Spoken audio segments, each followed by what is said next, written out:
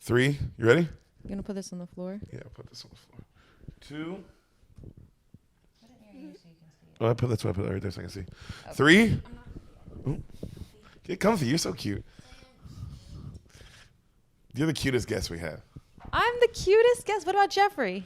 No, Jeffrey doesn't get to. Has nothing to do with you, Jeffrey. But Sam is by far the cutest guest. I'm the cutest guest? Yeah, I think you're the cutest guest. Oh, thank you. I don't know if the fan base would say that, but in my opinion, should you're take the a cutest poll. guest. Of who's the cutest guest in the spoiler means ever who's- had. Jeffrey's looking at me very upset. I know you guys can't see that, but he is not happy. Jeffrey. He ain't happy. I think we let the people decide. We let the people decide. Yo, they might choose you, Bern. I'm not might saying choose- you're adorable. this is my vote. Okay, well, It's a little They- biased. Hitler once. Well, Jeffrey said Germany chose Hitler once, and hey, you know what? I'm not mad at that either because I like when I'm not mad at Hitler. He ain't do nothing to me. That's how I view history. He didn't do nothing to me, so it's like what I'm mad at this nigga for. Yeah, you know what I'm that's true. saying? Now, did he do something to other people? Maybe I wasn't there. You know why? Because he was too busy not doing shit to me. It's true. You know what I'm saying? So that's why I ain't got no problem with him. I ain't got no problem with Ted Bundy. I ain't got no problem with Judas. Because none of them niggas ain't never done nothing to your boy. He never did anything to me. It doesn't feel right. They ain't never done nothing to your boy. Now this dude named his name was Andre from my freshman year of high school at Christian Brothers. Fuck him. He used to fucking bother me, dog. Fuck that dude. He's a piece of shit. But yeah, Stalin. Stalin, Totally that's cool. that nigga. That fine by me. I fuck with Russia. I want to go one day. So I ain't putting. Unlike y'all, I'm not putting judgment on people that I don't know. Okay, if I don't know you, I don't put judgment on thy. I got to get to know you first. I think that's what the song's about. That song. I gotta get to know you first. That's a song? Before your past crimes have anything to do with me. That's a song. I know that song. That is a song. Well, that come out in like 92? Mm-hmm. Yeah. But yeah, every person that's ever done a crime in the history of crime, they No cool with me. problems. It just don't bother me. Andre. I don't know. That's kind of like, when Spider-Man in the OG Spider-Mans. Ooh, Toby Maguire. The Toby M's? So he goes as Peter Parker to fight in the cage match, right? Oh man, when he doesn't have his full costume yet. He doesn't have his full costume yet. He's Macho Man Randy Savage. Yeah.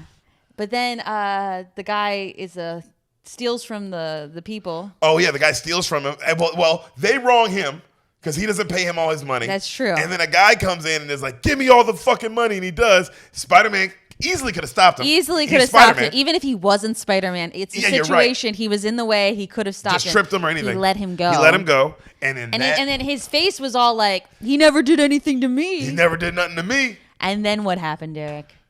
He did something to him. He did Oh, something. did he do something to him? And more importantly, he did something to Aunt May. Aunt May, Yeah, that's Aunt right. May is the one who gets really fucked in all this. She loses her fucking husband because her nephew was being a little shit. Yeah, it's true. Poor Uncle Ben. Bro, with great power Comes great responsibility. I mean, that's just fire, nigga. That's just fire. And he killed Uncle Ben. So maybe you should take some responsibility with all your power. Yeah, you're right. You're right. Hitler. Hey, Hitler. Naughty, naughty. See? Now I scolded him, and now we can be friends because All I right. did my part. You're right. You did your part. I scolded That's all him. you had to do. What's up, B Mafia? We back. Your boy is back. I leave for San Diego tomorrow. Ooh, ooh. That's where we are in this universe. But in your universe, I'm doing shows tonight. I'd be doing, because it's Monday, I'd be doing shows tonight in Austin with old Andrew Schultz for a special taping. Oh, Schultzy. Really excited for this special.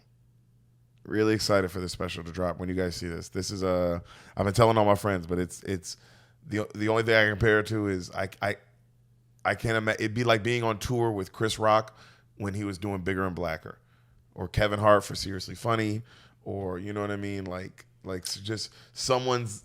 He's in the pocket. He's in the pocket and he's already big. Everyone knows he's a beast comic. That's not the question. It's not No. like people are finding out he's good. No. It's that, wow, not only is he good, but he's exceeding even how good I thought he was. Yes. He's stepping up his game. Even more. And so it's great to see. Sam finally gets to see it this weekend. I'm stoked. So by the time this comes out, you'll have seen it. By the time this comes out, I will know what his set looks like. Yep. That's what exciting. The hour looks like. So And I think you should know too. you should know too. But I He's mean, touring everywhere. he is touring everywhere. So go look the Infamous tour if you want to. Also, your boy looks like he's on the whole thing. So go check the Infamous tour dates and get your tickets because most of them are sold out.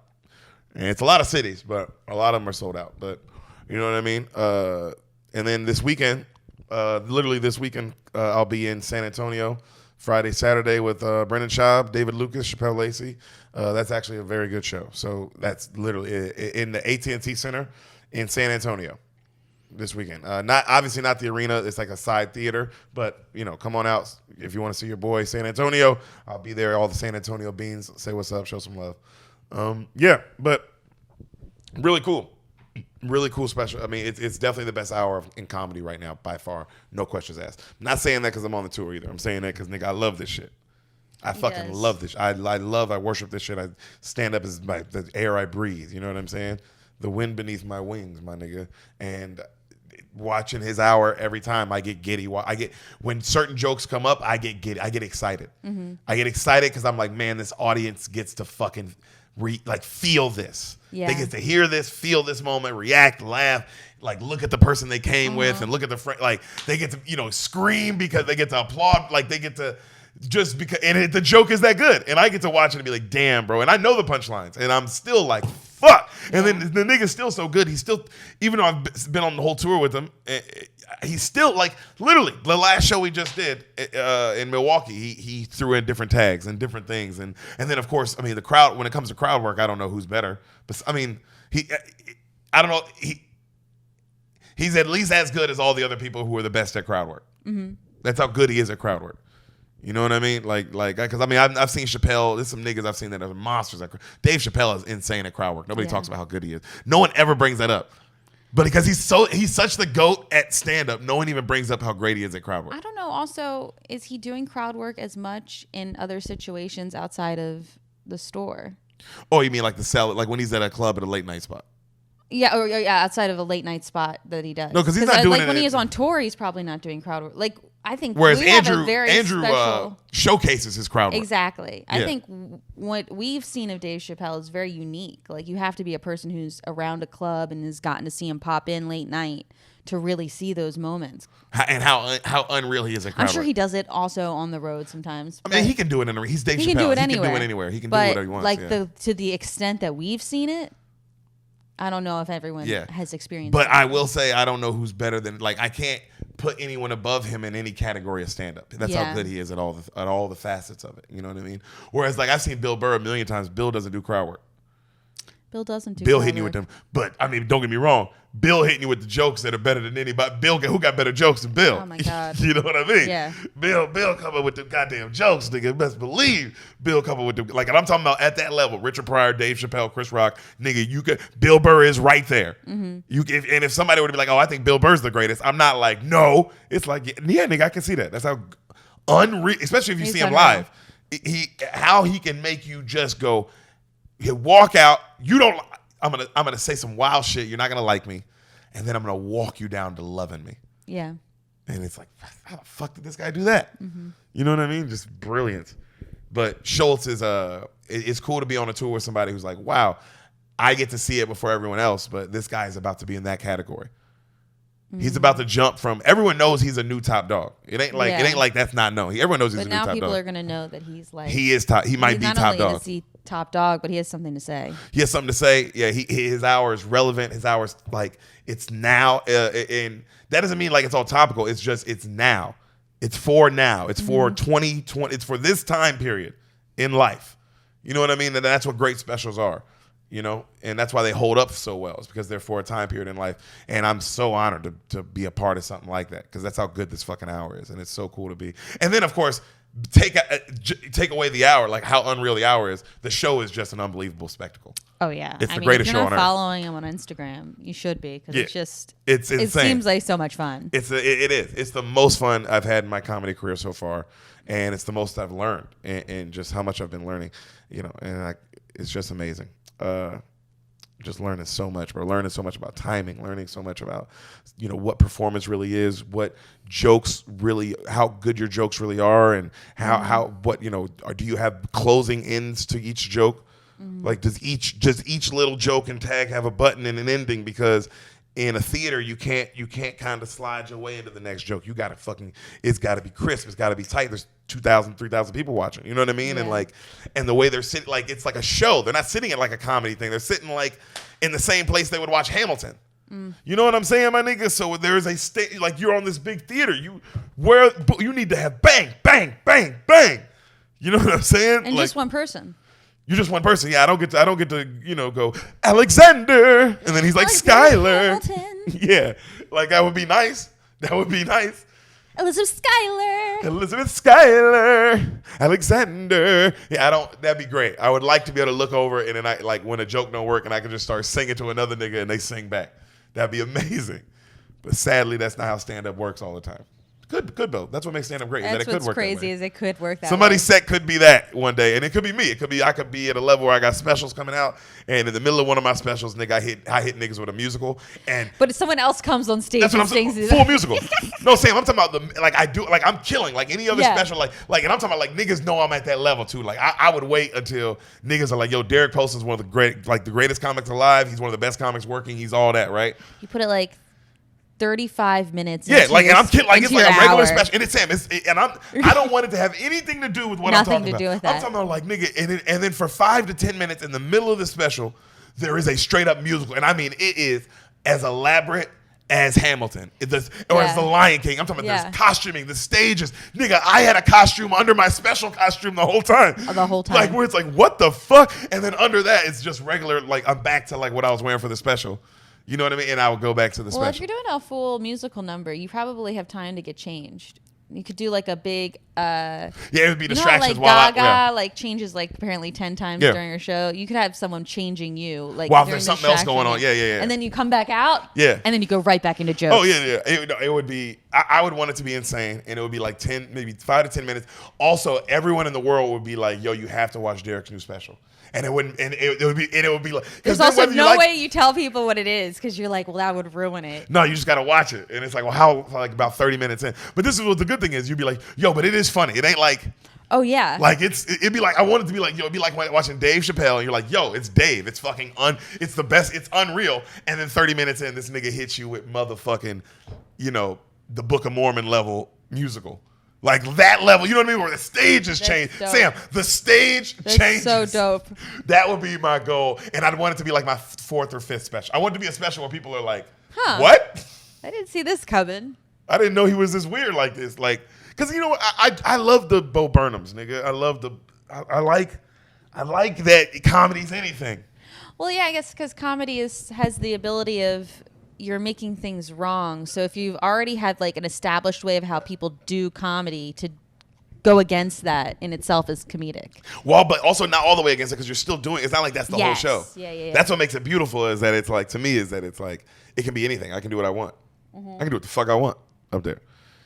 And who's to say what the kind of things that I'm gonna do for the special? I can't when I get to that level. But it's cool to also just be a part of someone who's about to be considered a GOAT and see how much work that takes. Like, that's what the main thing I'm learning is just to see the level of work that it takes. Because I always thought I was working really hard because I know how hard I'm working. And I know how hard Sam works. I know how hard, like, all my friends work. But then to see, like, oh, whoa, there's a whole other wavelength that you got to get on. You know what I'm saying? And it takes time. Look how long it took my man. But to the level he's at now, though, it's like, oh, damn. He built a fucking empire, and it's his. Mm-hmm. Can't take it from him. Like, just like how Joe or, like, you know what I mean? People like that where it's like, damn, you can't take it from him. Yeah. You know? It's really cool. It's really cool to be a part of. You guys ready for the movie? I'm excited. We'll be right back. Hey! This is an ad. That's what this break in the movie is for. Because it's an ad. Hi, guys. My name's Derek Poston. And I'm Sam Lopez. And do you like t-shirts? I hope you do, because Because we got on the best t-shirts you'll ever find. Hidden Village Customs. I'll do the Sam, why don't you go show them and I'll do the ad. Okay, you do that. Hidden Village Customs, guys. The best shirts since shirts were made. Our boy Gabe makes these amazing shirts. They're literally awesome. He crosses anime with real life, and it's fucking amazing. Like, this shirt is Hey Arnold mixed with me and Sam doing the podcast literally on this couch while also wearing shirts of Hidden Village Customs. That's Yeah. how meta this fucking shirt And is. also in the shirt that I'm wearing on mine, the shirt we're wearing in that is also another Hidden Village Custom shirt. See how like I know. I'm wearing a shirt and then inside that's another. It's gonna be. I want it to keep going. So we want at some point it to just keep like they just keep going and going and going and going, and it's just a million pictures inside a million pictures. So buy their shirts because then they'll keep sending us shirts. Yep, buy their shirts, guys. Hidden Village Customs, www.hiddenvillagecustoms.com. They make amazing shit. I seriously, the Sam already washed them. They don't shrink. The print doesn't fade. That's my favorite part of it. They're very of any soft. shirt. They're extremely soft, great quality.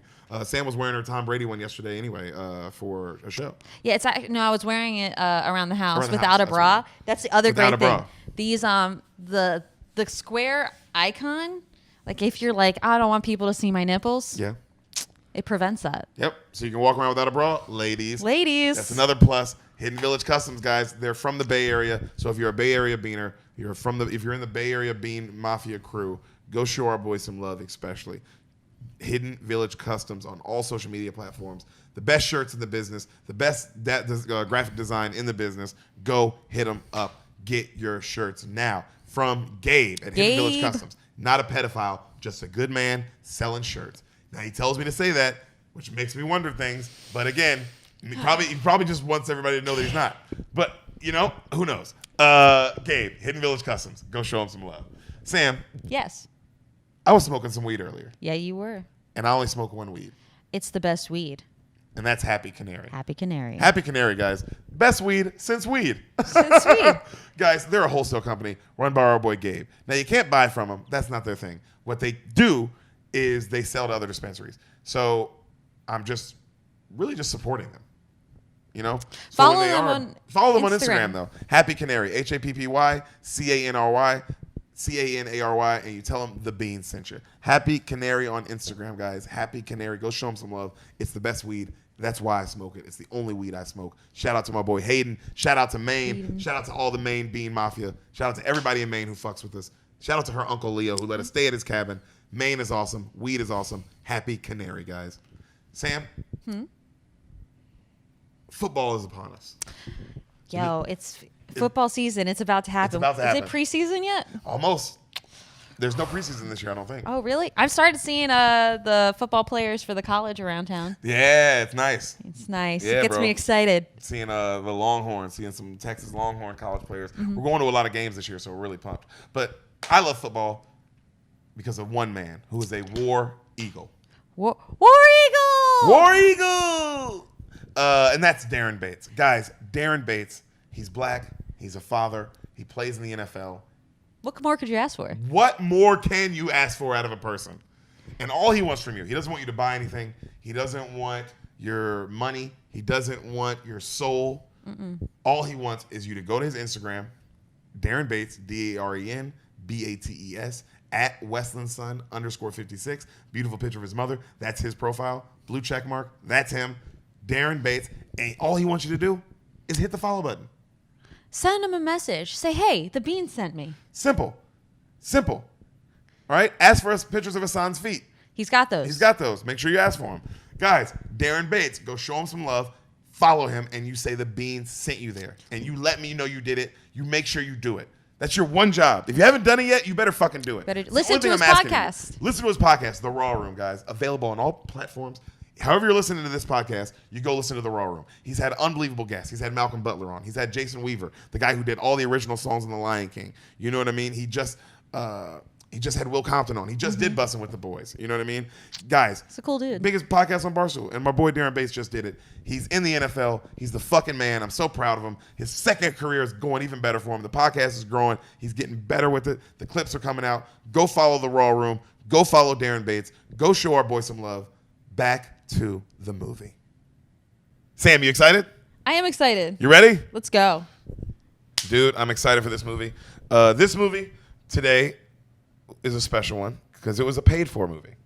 Ah. And I know, people are still asking me if they can send it. Hey guys, I'm sorry, we're not doing the paid fors anymore. We'll come back to them one day, but we're just we're too busy, and that's why we're back that down to one episode a week, because Corona's not happening, and your boy's busy again, and this podcast takes a lot out of a person. Yeah. You try telling a nigga a movie, and you tell me, You know what I mean?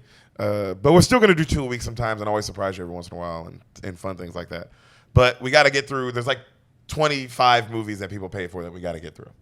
But I'm not mad because it's exciting for me because now it makes it fun, and you also don't know when your movie's coming out, so you got to keep listening. I gotcha. Sam, today's movie is brought to us by Maggie Montero. Maggie Montero. You know who that is? Yes. She comes to show. She's from Houston. Yes. Message on Instagram. Message on Instagram. A good friend of the family. She sent us a lot of edibles. Yes. She sent us a lot of edibles. She's very nice. Her and her husband. Her and her husband are very sweet. They came to see our boy Brian headline. Oh, that's nice. You know, just very Good sweet show. people. Good show. They've come to see when I was out with Shab once in the song. They came out one of those times. You know what I mean? Like they come support. And what I like about them and what I like about her is she bought 2 movies and she paid the extra to skip the line. Oh. And she paid the extra. She balling. She balled out. And the movie she picked, though, she picked 2, but the first one, the movie she picked, I'm so excited. I'm so excited. She's not excited about the second one? Second one, I don't know what it was. It's not that I'm not excited. I could I never heard. It's one of those, Yeah. just like everybody else. I never heard of it. But the first one she said, it was like, oh, my nigga. Yeah. It's one of those movies like, oh, I was going to do this. And the ones where people do, it's like, oh, bro, I was going to do this. It's like, Like Blues Brothers or something. It's like, oh, I was going to get here, baby. But I mean, you paid for it, so fine. But, oh, I was getting here. Yeah. You think I wasn't going to get to this? This movie's coming like that, Sam. Casting, cinematography, direction, like everything about it to me is perfect. I love this movie. It still holds up, still fun. Samantha, what happens? Yes. What do you think happens Yes. in the movie you've never seen that I am about to fucking unravel for you? Unravel. The Fifth Element. Huh.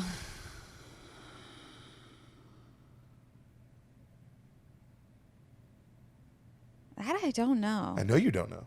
Isn't that beautiful?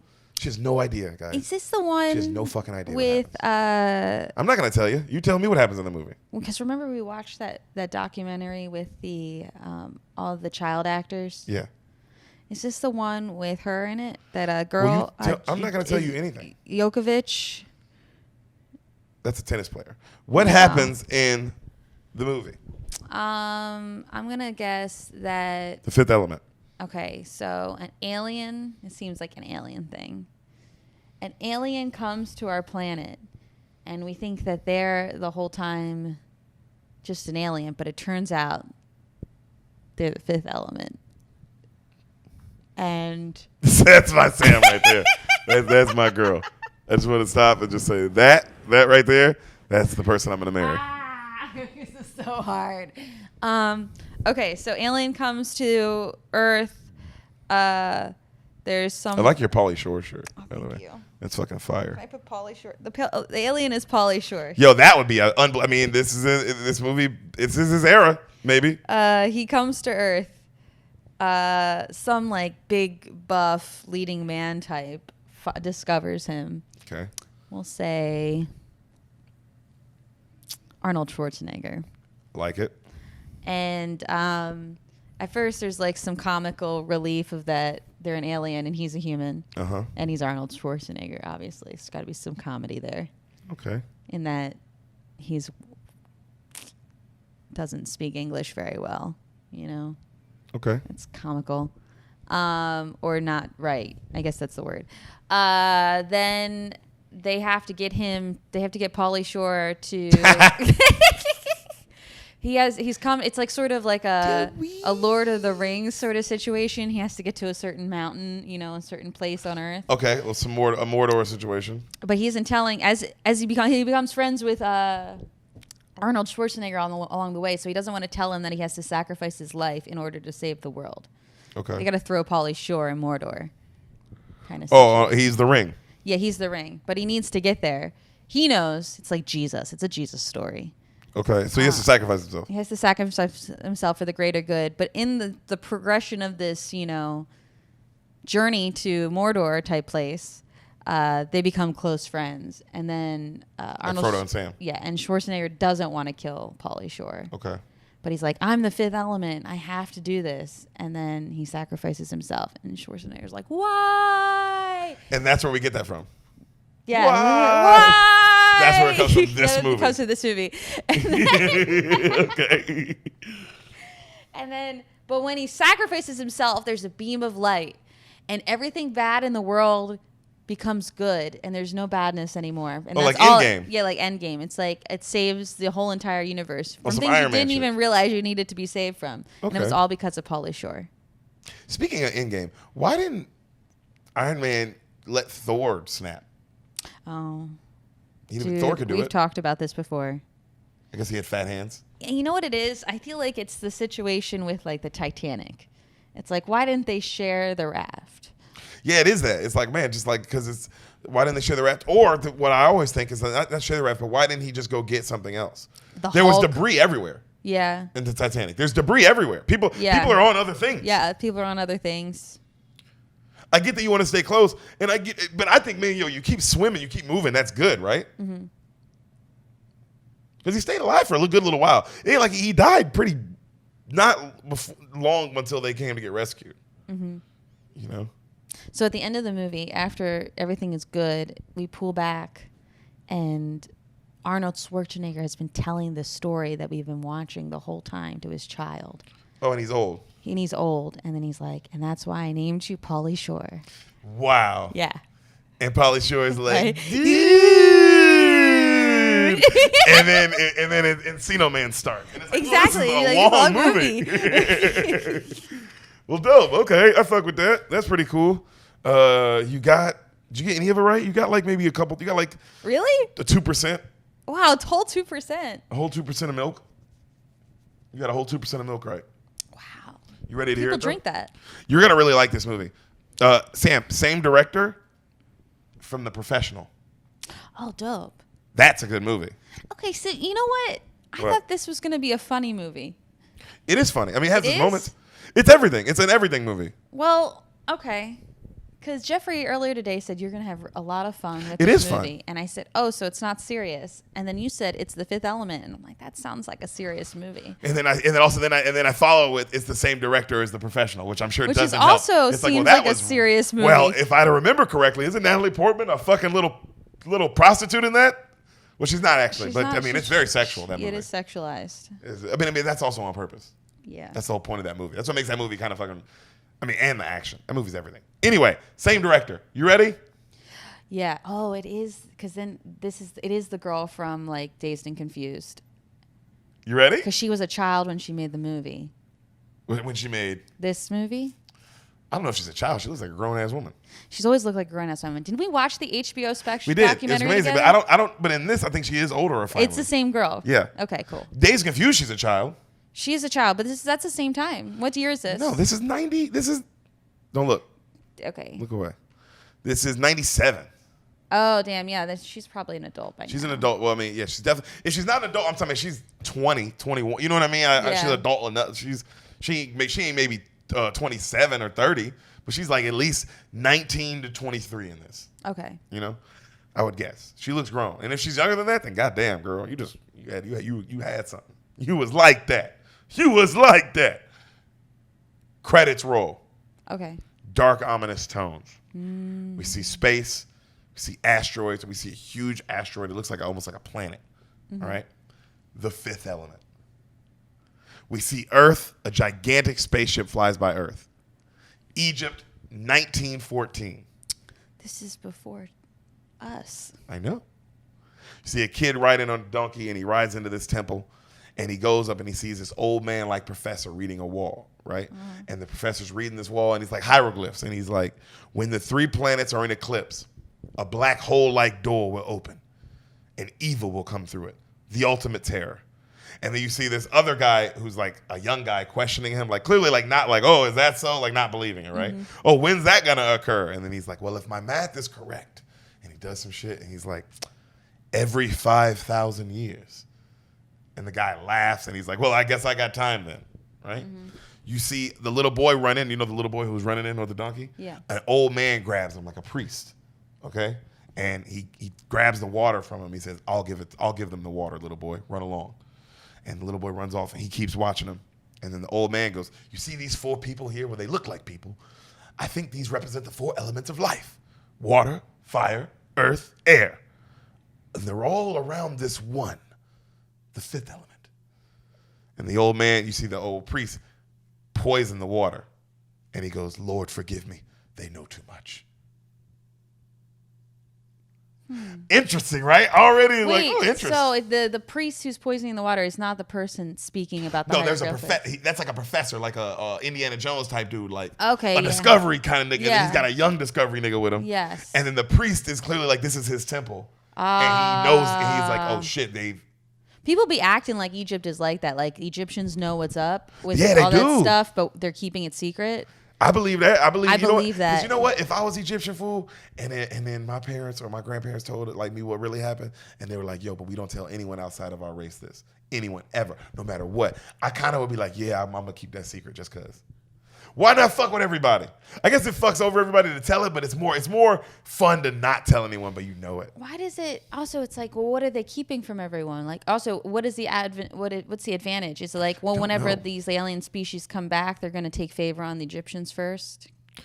I guess. I don't know. Huh. Okay, so the priest is He poisons the water. because they know too much. They know too much, right? And then you see the professor. He's like, man, this is a weapon. And he's looking at the thing. He's like, this is a weapon against evil. I can't believe I found it. I'll be famous, you know. And then the priest comes in and he's like, oh yes, you know, that's amazing. Look at you. You discovered it all. Congratulations. He's like, let's toast to your fame. And he pours them all water, and they're about to drink. And then right when the professor's about to drink, he goes, this is water, and he slaps it all down. He's like, we can't toast to water. And the priest is like, right? And then the one young guy goes and gets a bottle. And right when he goes to get a bottle, the sun gets blocked out. Okay? Everyone looks up, and the priest goes, they're here. And you see a spaceship land outside. Right? Yeah. The professor is still looking at the hieroglyphs. He's not even noticing the spaceship. He's like, I can't believe I found the fifth element. I can't believe I did it. I can't believe I found it, right? And this the perfect being, the divine light, I can't believe it. Right then you see the ship door open. And then these big ass aliens come out, and they look like armadillos or something like that in the face. But they're metal. Kind of snout. Yeah, but they're metal. It's all metal. But it's a giant metal robot. Okay. Gigantic. I mean, the size of like that area, like the area, a room. Oh, you know what wow. I mean? Okay. Huge, right? And he comes out, and the professor turns and he sees the metal beast, and the priest is apologizing, and he goes, I'm sorry, but he just found out. And then the alien goes, you served us well, but a war is coming. The stones are not safe on Earth anymore. And then you see an alien, he holds his finger out and the key opens up out of his finger, and he puts it in the wall, and the wall opens up, right? And they walk inside, and there's a statue in the middle, and the priest is like, the fifth element. And it looks like a tomb. Yeah. You know what I'm saying? And they grab it, and they take the 4 stones around it, and the head alien says,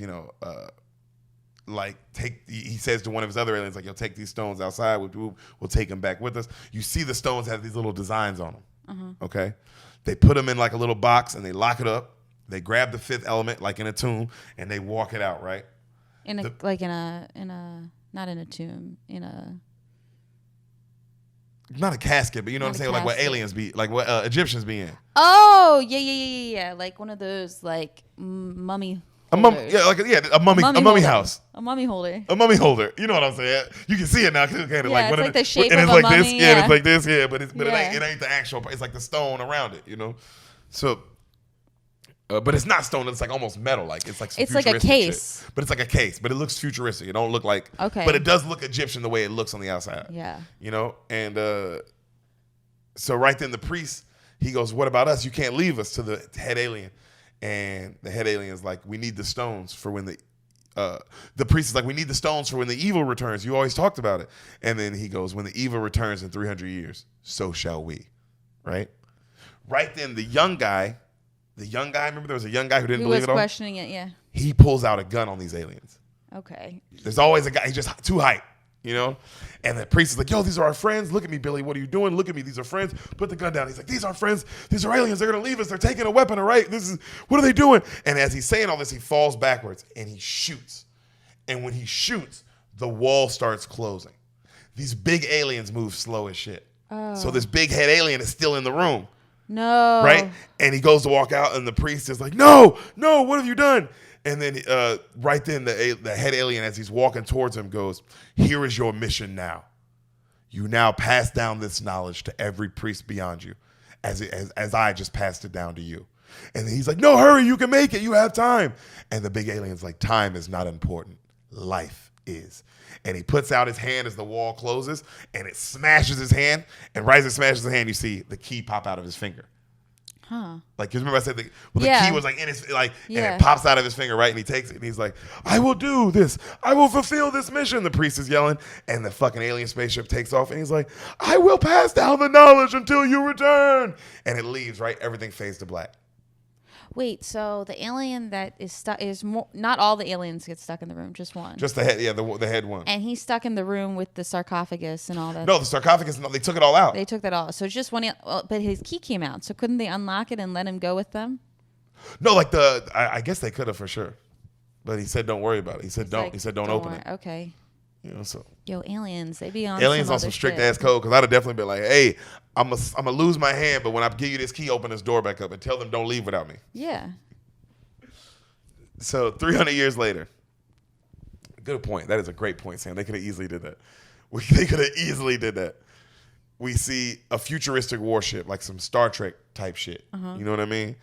And they're watching this dark planet kind of come alive, and it explodes, and they're all confused, and they send out a probe into it. Cut back to New York City headquarters. Okay, the president of the Federated Territories. It's Debo from Friday. Whoa. He's the president. He's the president of the everything, world. of the world. You Okay. know? And we see a priest come in, and you don't see his face, but you see the robe, and you see he has on the belt, and it's the same belt that the priest had from way back 300 years ago. Okay. Okay. And you see but we don't see his face. And the president is talking to the general about like, yo, what is that black thing? And the general's like, yo, it's getting bigger and bigger. And the president's like, well, let's shoot it.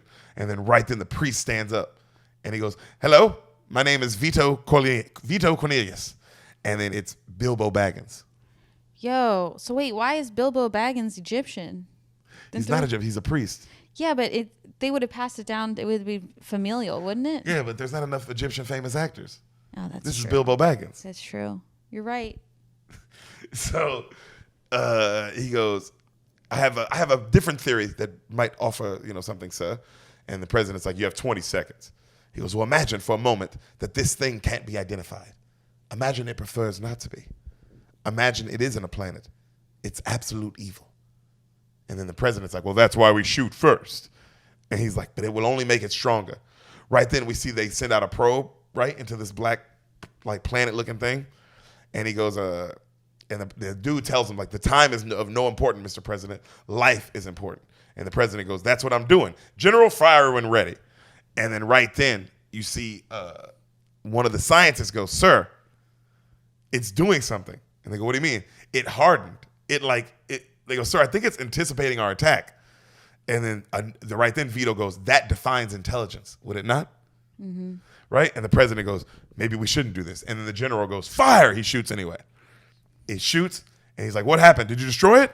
Sir, did it hit? And you see the missiles go into it. Nothing happens. He's like, I'm about to destroy it, sir. And he shoots all of his missiles. Yeah. They all go in it, and then the planet just gets humongous, and it just swallows everything. And it's like a big fireball, and it looks like a face almost. You know? And then right then, as it gets bigger and bigger and fires everything, and you see this big evil face, it like chomps at something, and then we see our lead wake up in a panic in his bed. Bruce Willis. I knew it was a big action star. Is that part of my 2%? That is part of your 2%. I was going to say Bruce Willis originally. I'm surprised you didn't say Bruce Willis, because it's like 90s. This is 97. Yeah. He's in his bag Yeah. right now. This is post-Pulp Fiction. But I already said Pauly Shore. Yeah. So it felt like it had to be someone else. Because now everyone knows Bruce is in that phase of his career, is 97, where it's like, oh, he's an action star and he can do like Stuff. he can like act for real. He can evoke emotion. Mm-hmm. But like this is like what you want to see Bruce in. This kind of movie. Oh, yeah. You know what I mean? He just knows how to kill it, these kind of movies. Yeah, and he's like, he makes being bald really hot. I don't know how he does it. He's a good looking guy. He's a good looking guy, but Something about his baldness also. I don't know if I would be as attracted to him. You know what it is? And you like this about guys. He's a weird. He looks He's kind of a- he weird. looks But weird. he owns it. Yeah. Which I do. Which a lot of guys that she likes. She likes a guy who has a look. He looks different than every other guy. It's not necessarily hot or not hot. He just looks It's different. just weird. But they own But they walk around like, yeah, this is what I look like. Yeah. And then it's like, well, I guess it is good looking. I guess that is good. Yeah. That's cool. Look at my baby. That's how simple she is. A simple woman. I'm not simple. Simple girl. Simple Baltimore girl. I'm just a simple girl from Timonium, Clark County, or Not Carroll from County. any of those places. I'm from Carroll County. That's you. You're from Carroll County. I guess I'm from Carroll County. Carroll County. Curl. So you see our lead, Bruce Lee wakes up, right? South Brooklyn, New York. His alarm goes off. He hits a button. His place is futuristic as shit. Dope. Right? Like when he raises from his bed, the bed goes down into the floor and then a fresh bed comes out. Oh. Like it's like super like crazy, you know what I So mean? dope. That's what the future's like? Yeah, and it's not even like his place is nice. His place is still like a New York place. Yeah. But like it's just futuristic It's New York futuristic. place. Yo, the future is always better than the past. Always. Right? Even if you're poor. The So- future is better for poor people than the past was. Definitely. They have phones now. They do. Everyone does. All poor people. Homeless people have phones. So you see he has like all this war memorabilia like on his wall. Oh, he's a And- vet. Yeah, he's a vet, right? And his major calls him and asks him to do like this mission. And he's like, yo, I drive cabs now, not a space fighter anymore. Yo. And and he's just kind of like talking shit and then he hangs up, right? You see on TV a commercial is playing for Floston Paradise. The winner of this contest gets 2 days to this city of paradise with this celebrity, Ruby Rudd, right? So you cut to, you see him watch that commercial, then he leaves. He goes to work, he gets in his cab. In his cab, you hear like the radio, like it's like a futuristic voice be like, hello, sir, you have 5 points left on your license. And he's like, yeah, thanks for reminding me. Have a nice day. He heads out his garage, like the garage door opens, and it's just futuristic flying cars. Whoa. Like the city is like a million miles in the sky, and there's just flying cars everywhere. Dope. All right. Elon Musk says we can't have flying cars. Well, yeah, he says it's better to go down, not up. Well, yeah, because we already have flying cars. Those are planes. Those are and planes. Helicopters. And he's like, that's what a helicopter is. Well, also, there's no way to regulate it. Yeah. He also says that as people think they'd be able to fly like low, he's like, it'd be so loud, you wouldn't be able to have a conversation. No one would be able to have conversations anywhere because it would just be flying cars everywhere. That's true. So this is wrong. This is not what the future. Nope.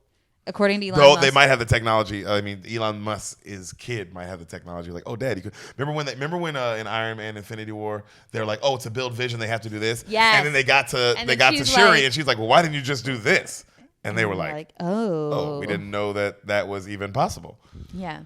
You see what I'm saying? Science, Like, man. Science moves. It's always It changing. always changes. That's what makes it great. So the priest tells the President Debo, hey, you got 48 hours. And he goes, the goal of this thing is not money, it's not power. It's literally to just exterminate all forms of life. And then the president goes, so nothing can stop this? And the priest goes, well, something actually can.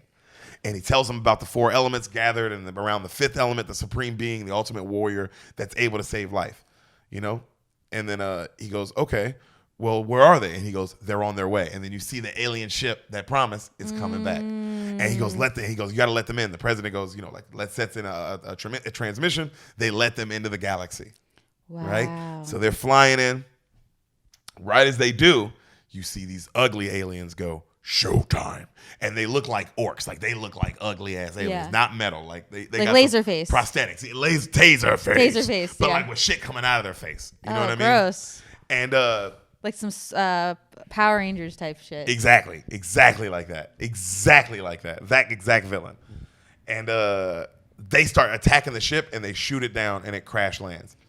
No. And you see the president and the priest and everybody are like, and the priest goes, we are lost. And then you see the alien, the head alien, like who was on that mission, he calls his boss, Zorg, the leader. And he goes, mission accomplished, sir. We have what you're asked for. And then you hear, good, bring it to me. Right? You don't see who the villain is yet. So they tell the father, right? They tell the priest, like, father to leave, like, fuck, all hope is lost, right? Right then, they tell the president, that the priest leaves. Somebody calls the president and they go, President, we went to the crash site, where it crashed, and we found something. He's like, is it a survivor? And he goes, well, I don't know if you call it a survivor, and they wheel in. You remember the tomb? Mm-hmm. All that's left is the hand. Like if a tomb is like this, the hand part of it. That's all they found, right? And the scientist tells them, like, he goes through. You see the scientist check it out, and he's talking to the president. And as he's looking, he's like, "Yo, Mr. President, whatever this is not human." He goes, "What do you mean?" He goes, "Well, all I need is usually a cell. Like, I can grow." He's like, "With this, I can grow it back. But here's what a normal human cell looks like." And he shows him, right? And it's just like DNA. Yeah. And he goes, "And this is what the cell of this looks like."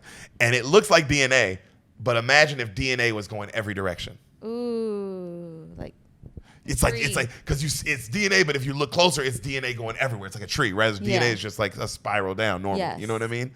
So it's everywhere. And then they're like, "What the fuck?" And he's like, "Yo, this is, for lack of a better word, this cell is perfect." Ooh. And he goes, "Well, can you recreate it?" And he goes, "I can." They put it in a huge tomb. They activate it. You see the arm start getting replaced cell for cell, right?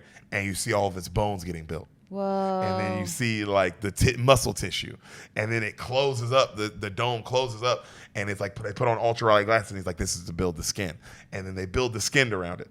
And then he goes, "Reconstruction complete." And he goes, "Remove the shield." Yeah, that was so fast. Super fast. We see our lead, Mila Djokovic. Yay! I was so close. You were. Right? She's butt-ass naked. You see her titties and everything. Yeah, she's hot. Her body's crazy.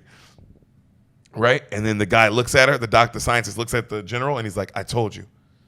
Perfect." I mean, she looks like that. And then you see these cool white thermal bandages come around her, and they wrap around her, right? And they lace around her body. And then they go, "All right, let's take pictures for the archives." And you see a camera come out, and it takes a picture, and then it wakes her up, and she's like, and then she like starts freaking out because she's in a fucking tomb. Yeah. And she has this dope ass, I always thought she was so hot. She has this dope orange hair.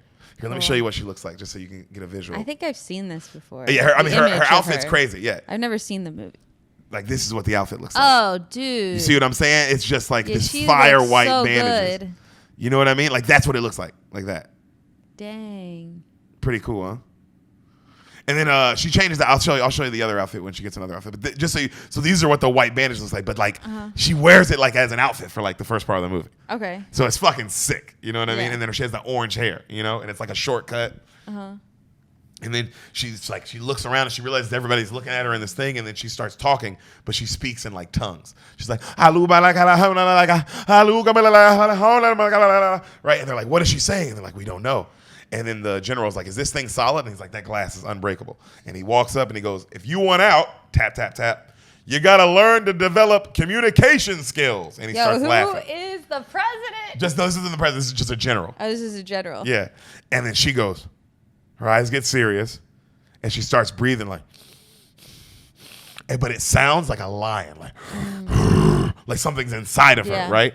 And then he looks at her and then she goes, boom, breaks through the glass super easy, grabs him, boom, slams his head on it, just knocks him out, right? Uses her hand, hits a button, the thing opens up, all these police come out, they look at her, she turns around, just dives through the wall. Whoa. She's a supreme being. That's dope. So, it's like your mom. Yeah, it is like my mom. It's like my mom. My mom, Elaine Poston, is a supreme being. Supreme being. But what I like about movies like this, because no one ever talks about when the woman is a strong lead and she's a badass.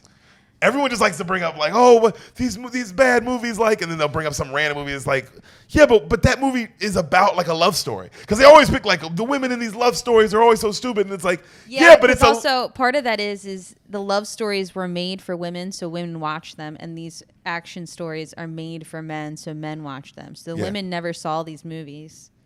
Even though that there was some of these, thought they wouldn't like them. Well, yeah, but then also you were probably thinking, oh, Bruce Willis is the lead in this, and he's like, he's a lead in this, but he's not the hero in this. Clearly, clearly, she is the hero in this. Yeah, obviously they've been saying the Fifth Element, but I like that it's a her, and that it's this beautiful woman, and not only that, but she can kick ass.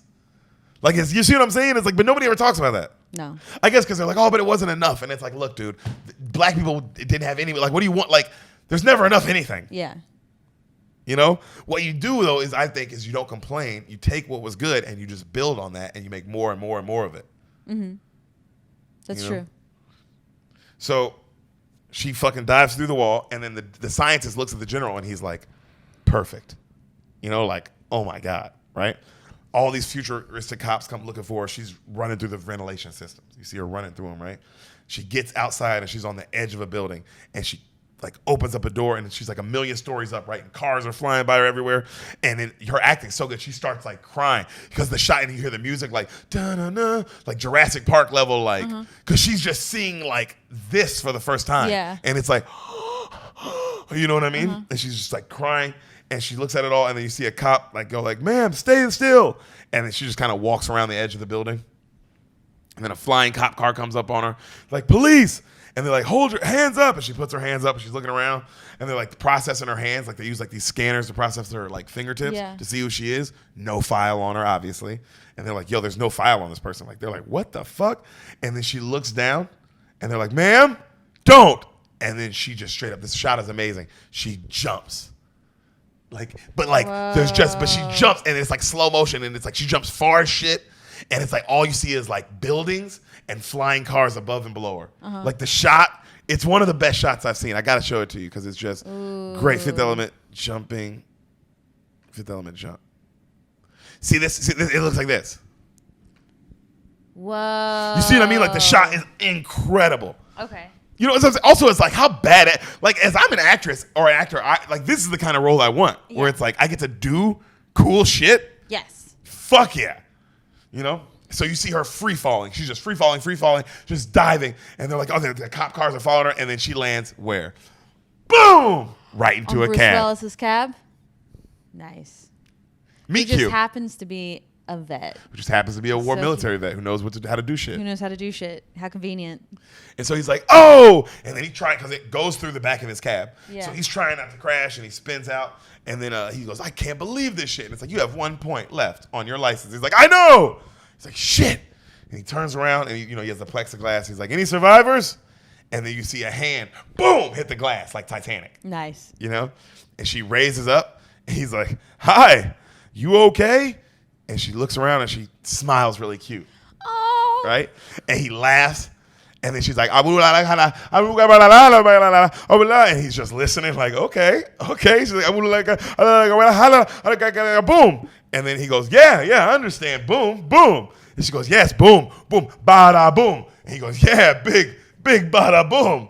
Big bada boom. She's like, big bada boom, bada boom. He's like, bada boom. Very Bruce Willis, And he's laughing. And then she smiles at him again. And then right then all the cop cars come around him. Okay. And they're like, sir, this is the police. Hands on the wheel. You have an unauthorized passenger. We need to arrest her. And then he puts his hands on the wheel, and he's like, sorry, honey. I guess this is your ride. And then she gets all nervous, and then he's like, I got to do what they say. And then she's like, and she starts kind of looking around like what to do, and he can't do anything. And then he looks back at her, and she's like, she's all scared.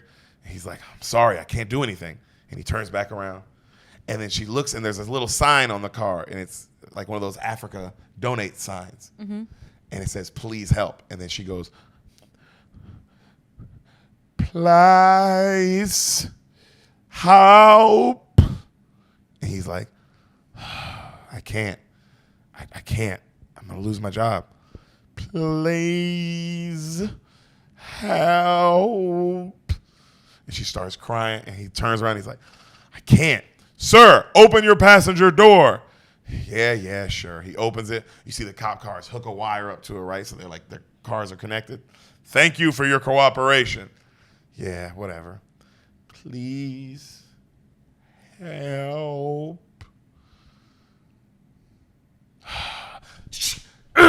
He takes off. Yeah. Right? The fucking wire detaches. They're like, emergency. He's like, this is so stupid. Right then, a bunch of cop cars get behind him. Like heavy metal music kicks in, like da-da-da, da-da-da, and then he's like, you see like the fucking, he's dodging everything, and she's screaming, I don't know. He's like, hey, I love all the conversation, but can you shut up for 1 minute? And he's like pissing them off. He's like, yo, what'd you do to piss these guys off? And then the chase scene is crazy, like just futuristic, flying through these buildings and all this shit. But also, it's very Star Wars original. Like the movie still holds up because it's not 3D. It's not. It's props. Okay. They use so it looks. It still looks good. Looks good. So they pass by cop cars, and it gets all shot up. It is crazy how if things don't hold up if it's bad CGI. Yeah. But if it's old prop, like now you watch this and you realize like, oh, these are props from the set in the 90s. But it still is fine because you're like, oh, it's props from the 90s. I think there's also some impressiveness that they went to all that work Yes, and it's like, wow, they look at like how many props and how much stage they had to use. to make it look this real. Yeah, and still this scale, this big. Whereas if you CGI it, dude, it better be Marvel like Infinity War level, like where it's like, oh, okay, damn, this is that good. Like Thanos is gonna look good. He's never gonna look like the way they did him. He's just always gonna look good. You know what I mean? But that's hard to do, that level of CGI. And also, it's like we don't Lord know of the how Rings. good the CGI could get. That at some point that might not look good anymore. True. But you know what helps is that it was only Thanos' CGI and everything around him is real props. That's true. They did a good job of. You see what I mean? So it's like that's like you got it. The reason that like the movies that just do those CGI, like Big Black, when that era started, a little bit right after this, why those movies didn't hold up and those weren't good action movies is because it was all CGI. Yeah. And they thought that would be cool. They thought. They were very wrong. Star Wars. So they fucking shoot at him and he gets through it and he goes, "You want to play soft? We play soft. Want to play hard? Let's play hard." And he nosedives the car. And they're going through all the traffic and he's like, all we got to do is make the fog. We make the fog, we're all right. And they boom, nosedive into some fog, right? And then we see cop cars going through the fog looking for him. And it's like old New York. Like what would be on the ground. Dope, right? They just built all this on top of everything. On top of everything. Fucking insane. Super cool. Yeah, that's really great. Like, And then these shots are cool because you're like, oh, that would be New York, what New York would have been. And now it's just fog. Weird. You know?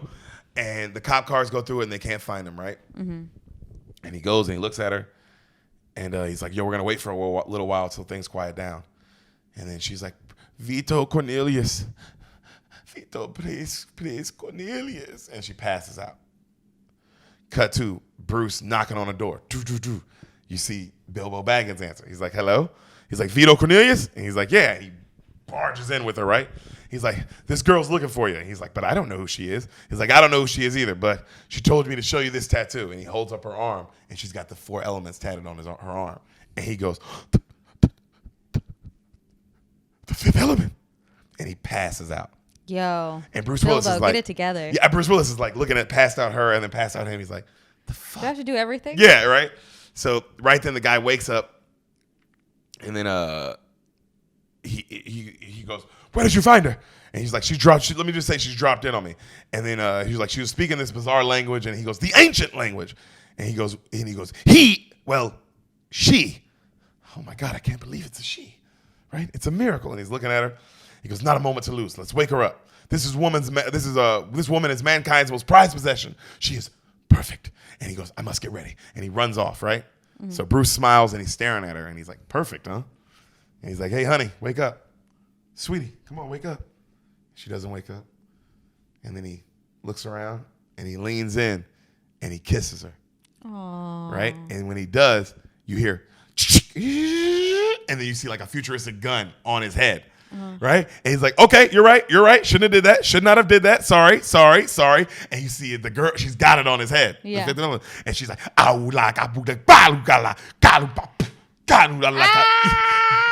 dope. She's a badass, dog. And he's like, you're right, my bad. Shouldn't have did it. He goes, you remember me from the cab? Big bada boom. She goes, bada boom. He goes, that's right, that's me. Big bada boom. That's me. And then he goes, this is my name. And you find out his name. He goes, I'm Corbin Dallas. That's me. And he holds up a card. He goes, Corbin Dallas. And he gives it to her. I'm Corbin. He goes, what's your name? You? I'm Corbin. You? And she goes, and he goes, okay, good. That's your whole name.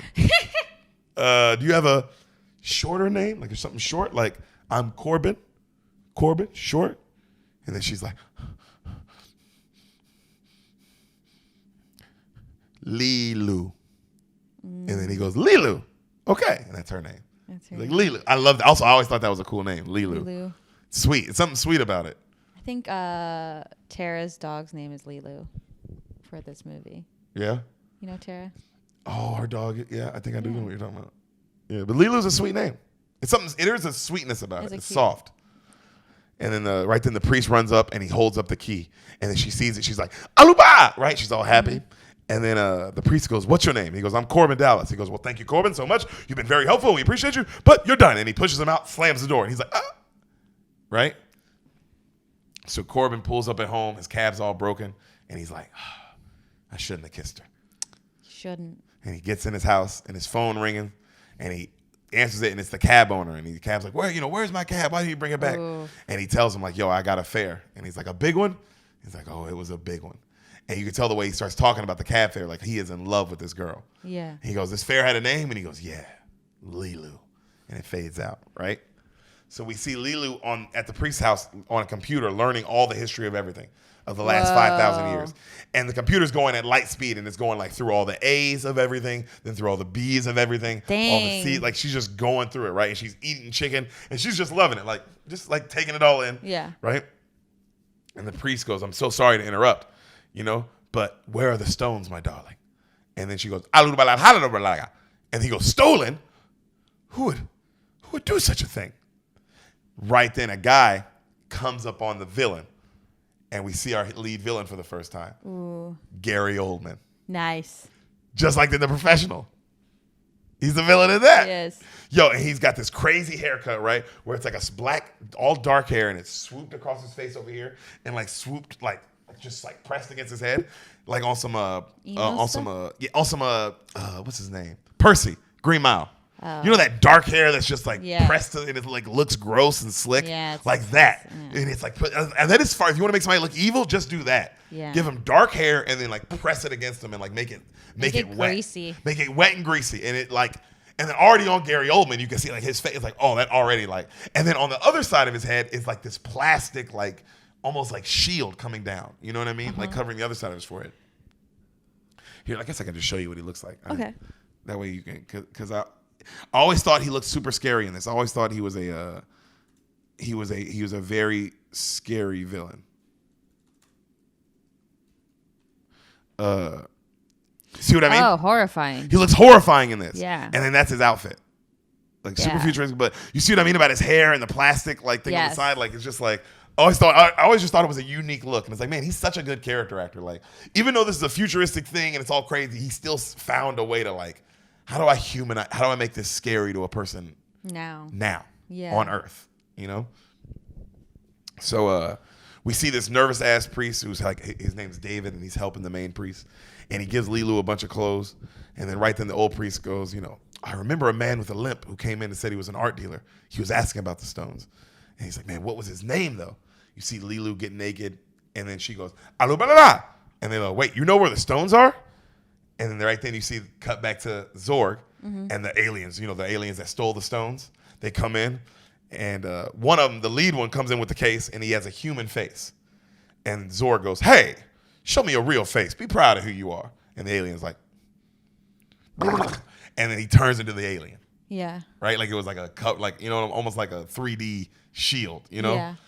And he goes, never be ashamed again. All right, that boy. It's like the southern accent on him too. It's kind of weird. It's kind of horrifying. Yeah, and he shows him this, and he goes, here you go, boys. And he's like he's an arms dealer, like Iron Man. And he shows them this futuristic gun, and he sells the gun like crazy, and it can do all these things. It's got a rocket launcher, arrow launcher, exploding head, net launcher, flamethrower, and ice cube system. And it can even freeze things.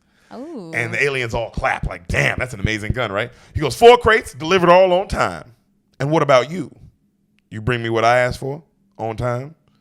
And the alien puts the case down, and then you see, which I love. Remember in Pulp Fiction how you never see what's inside the case? Like the angle they show, you never see it? Yeah, this scene reminds me a lot of that scene. The angle you see, he opens the case, but you can't see inside of it. And he goes, and he slams it. It's empty.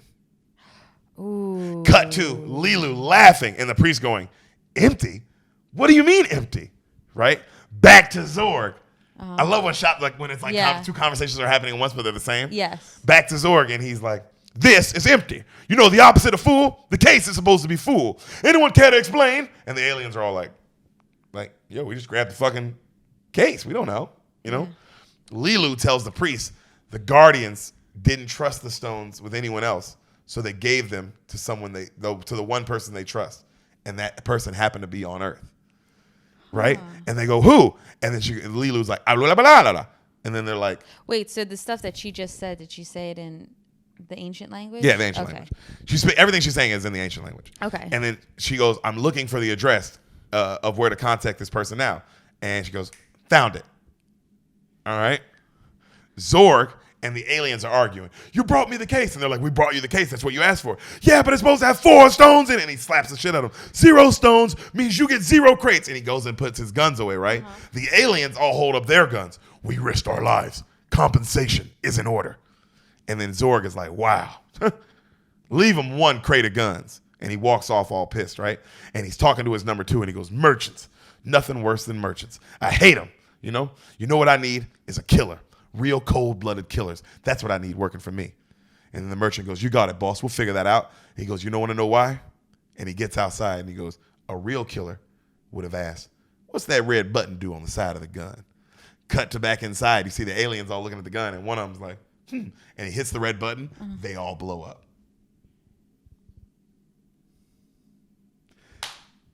Yeah. Zorg is outside smoking. And he looks at his number 2 and he goes, bring me that priest. Right?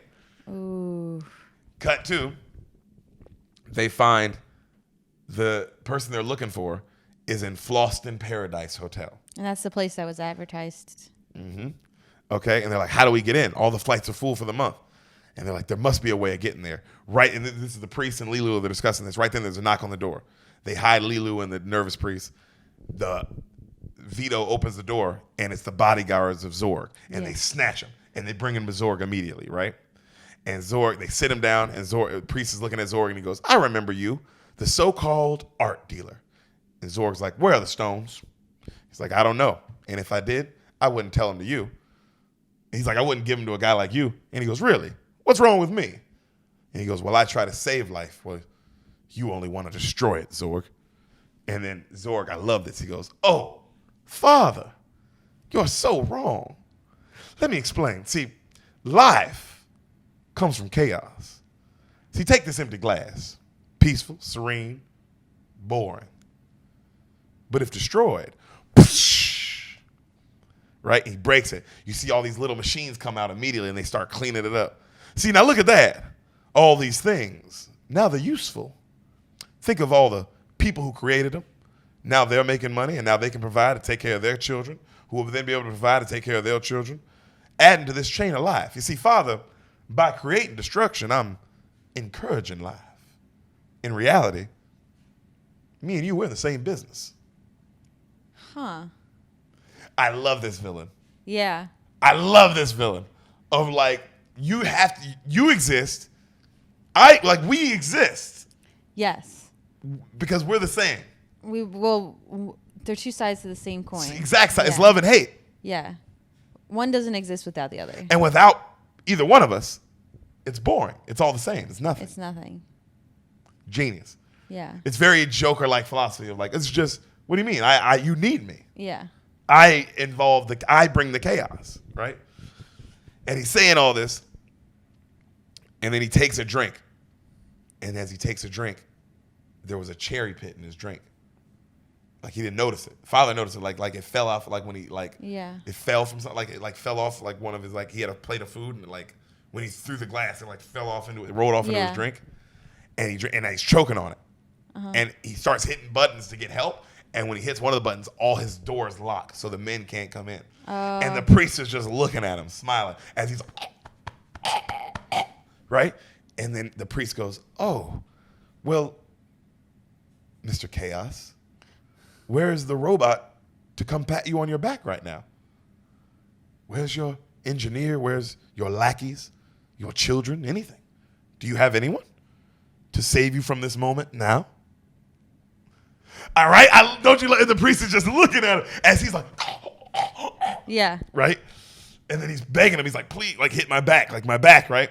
And he goes, all your power, all for nothing, your entire empire comes crashing down because of one cherry. And then he hits his back. Boom! Saves his life. The cherry comes out.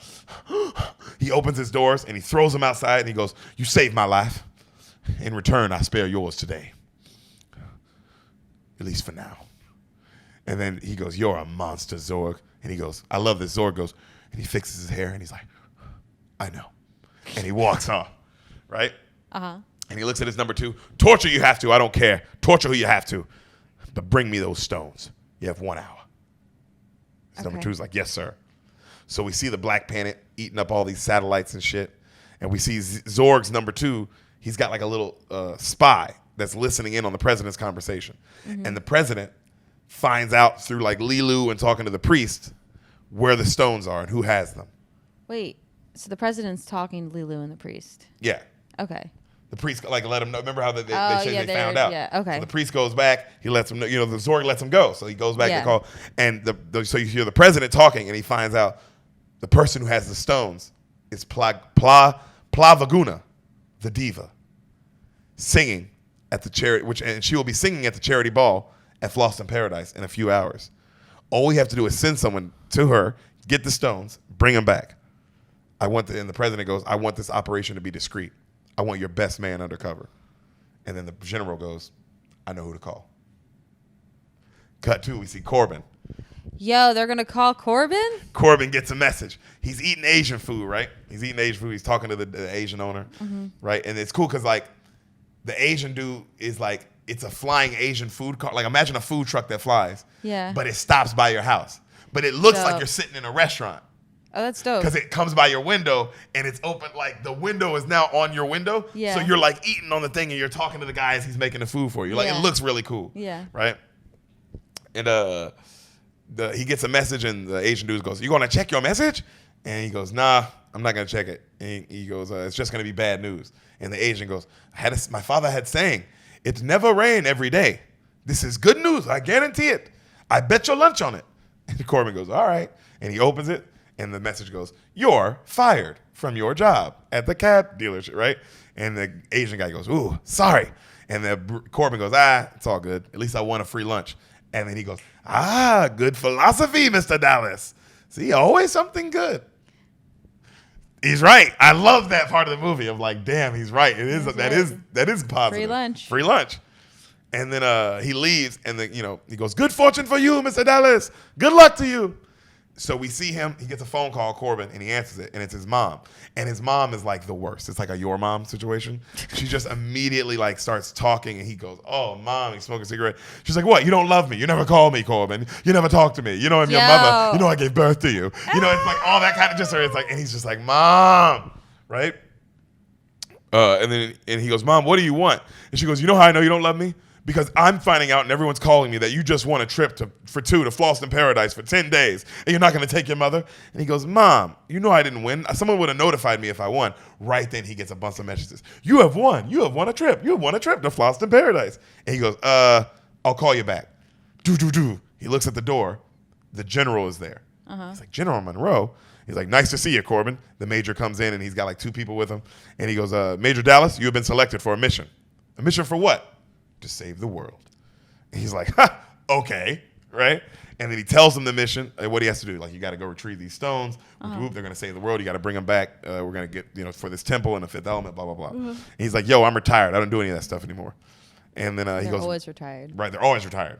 And he goes, "Yeah, but you're an expert in all the things we need for this mission. All the members of your unit are dead. You're the only one alive. You're the only one we can ask." And then he opens his message, and it says, "You've won a contest for 2. Congrats to Lost in Paradise, whoop de whoop." And he goes, "Yep, you won a contest. You'll take your wife, Major Iceberg. She'll accompany you." And you see this woman step up, and she looks like, you remember in Dodgeball, the woman? Yes. On the dodgeball team, on Ben Stiller's team? She looks like her. Her name's like Elga. Or something like that. And she like kills a guy with a dodgeball. Yeah. He's like, I think In her country, dodgeball is... it's like a nuclear war sport or some shit.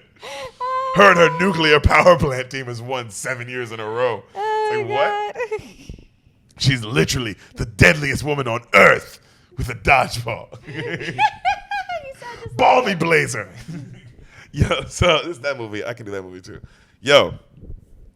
And he goes, "This woman? I'm not going." Right? Right then, Lilu rings his doorbell. And he looks and he sees this Lilu and he goes, "Yo, you guys have to hide." And they go, "Why? Who is it?" And he goes, "It's my wife." And the general's like, "You remarried?" He goes, no, but I want to. And she hates the military. If she sees you here, she'll kill me and she'll get rid of me. I got to hide you. And he goes, but Major, there's nowhere to hide. Your apartment's too small. And he goes, you got to hide here. And he opens up this fridge, like this little refrigerator. It like comes out of the floor and he opens it up. It's a freezer and he stuffs them all in. And they're like, Major, we won't fit. He goes, it's just for a minute. And he squeezes them all in. They're like, ah, and he closes the door. And then he goes, Major. And then he it goes back down into the floor. Yeah. Right? So he opens the door and he goes, hey, Lilu. And then right then Vito comes around and he's got a gun. And he goes, I'm sorry. I apologize for doing this, but we heard your luck on the radio and we need those tickets. We're on a mission to save the world, my son. Ooh. Right? And he goes, so you're going too? And he goes, yes. And he's all nervous. Right then, police come in. And they go, police, this is not a drill. You know, this is not an exercise. And he goes, fuck, I got to hide you guys. And he hides Lilu in this other contraption. And he hides the priest in one of the interchangeable beds. And then they go from door to door. And the police are like, we need all people who live here, hands on the wall. Now, we are looking for Corbin Dallas. And then as they're looking for Corbin Dallas, his neighbor, right, starts talking shit and going crazy. Yeah. So the police think that's Corbin. Nice. And Bruce Willis is like, oh, you're talking too much, buddy. And then they fucking snatch the guy up and the police take him away. Nice. As the police take him away, all the aliens, remember the aliens that got into it with Zorg? Yes. They attack the police and steal who they think is Corbin Dallas. Ah. And they call their leader and they go, we got Corbin Dallas, boss. We'll use him and we'll steal the stones so we can get back at Zorg. Okay. You see what I mean? So Yes. there's like, everybody has like their own little thing going on. Okay. Zorg, his number 2, tells, like, he goes, yo, I just found out this Corbin Dallas guy won a trip. I'll pose as Corbin Dallas, and then I'll get on the plane, and then I'll get the stones. And then he's like, good, but don't you fail me. You know, come back, you know. And he goes, I'll be back with the stones, right? So now all these people have all this plan, this elaborate plan now, okay? So the police leave. Corbin goes, Lilu. He brings Lilu back down. She is completely wet. He goes, oh my God, I'm so sorry. I put you in the, like, it was like the shower. And he's like, I forgot my shower has an auto wash. And she's like, ooh, auto wash. And he's like, yeah, auto wash. I'm sorry. He goes, wow, you've been in my, and he's holding her. And he goes, you've been in my arms twice today. It's my lucky day. And she goes, lucky. And he smiles at her. And she smiles. And then they both hear, And he goes, Vito. And then he opens up his bed and like, there's new plastic wrap on his bed. Oh. You know, and he's like, and he's like, oh, I'm sorry, the auto bed. And he opens them up. And he goes, huh. He goes, look. And the priest goes, we need your help, Corbin. And he goes, all right, you want to get a coffee and let's talk it out? He goes, fine, let's do that. So Corbin starts to make a coffee. And he goes, okay, priest, how you want it? And the priest grabs something and knocks him out while he's turned around. Oh. And he goes, I'm sorry, son, but we have to do this. They steal his tickets. They run off. Oh. Corbin wakes up a little bit later and he's like, damn it. He opens up his freezer. Those guys are in there. The general, they're all dead though, like frozen. No! And he grabs the Killed mission them. report out of his hand. He goes, I guess I will take the mission. And then he closes the freezer back, right? Yo. He just killed people for no reason. I know. So they get to the airport. Bruce. Vito tells her, like, hey, I'm not going to go with you. I'm too old to be your husband. You'll go with the young priest, David, who's all nervous. He's like, you both get the stones, come back, we'll go to the temple. And they're both like, yes, right? So the nervous priest, they walk up and they place the ID down and she goes, hello. The stewardess lady is like, Mr. Dallas, congrats on winning the contest. We heard about it. Woo-doo-woo. Right then you see the real Corbin walk up and snatch him from behind. And the priest is like, oh, he goes, hey, I made it. I was going to have my friend here take my place because I didn't think I'd make it, but I made it. And he holds up his ID and he's like, I'm the real Corbin Dallas. And he pushes him out the way, right? And the priest is like, and he doesn't know what to do. And then Lilu holds up her ID and she goes, I'm with him, multi-pass. And he's like, that's right, multi-pass. This is my wife. So Vito is at the bar having a drink. David walks up and he's like, hey, David, what are you doing here? He goes, he was going to kill me. He came back and he takes his drink and he goes, I don't know what to do. And he goes, this is not possible. This is all my fault. I shouldn't have trusted you with this mission. This is my mission. And he gives him the key to the temple. He goes, here's the key to the temple. Go, prepare for us, wait for our arrival. I'll be back. I have to go face my destiny. And he runs off.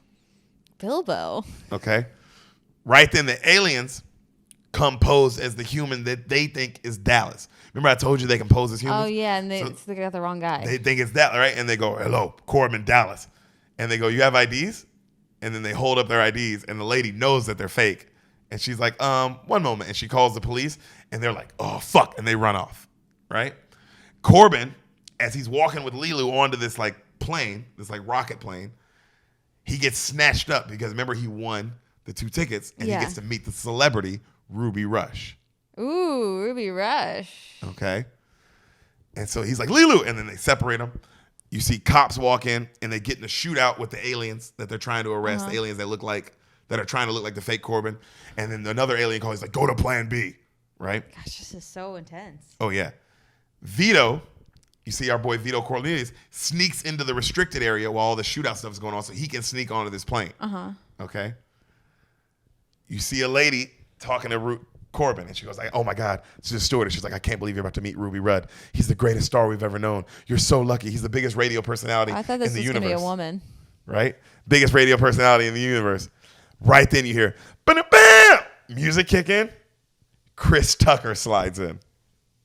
Yo. I know. What is this movie? I know. Yo, Chris Tucker out of nowhere. You're like, what? Yo, Sam, he is in a full, I got to show you what he looks like. He is in a full leopard suit.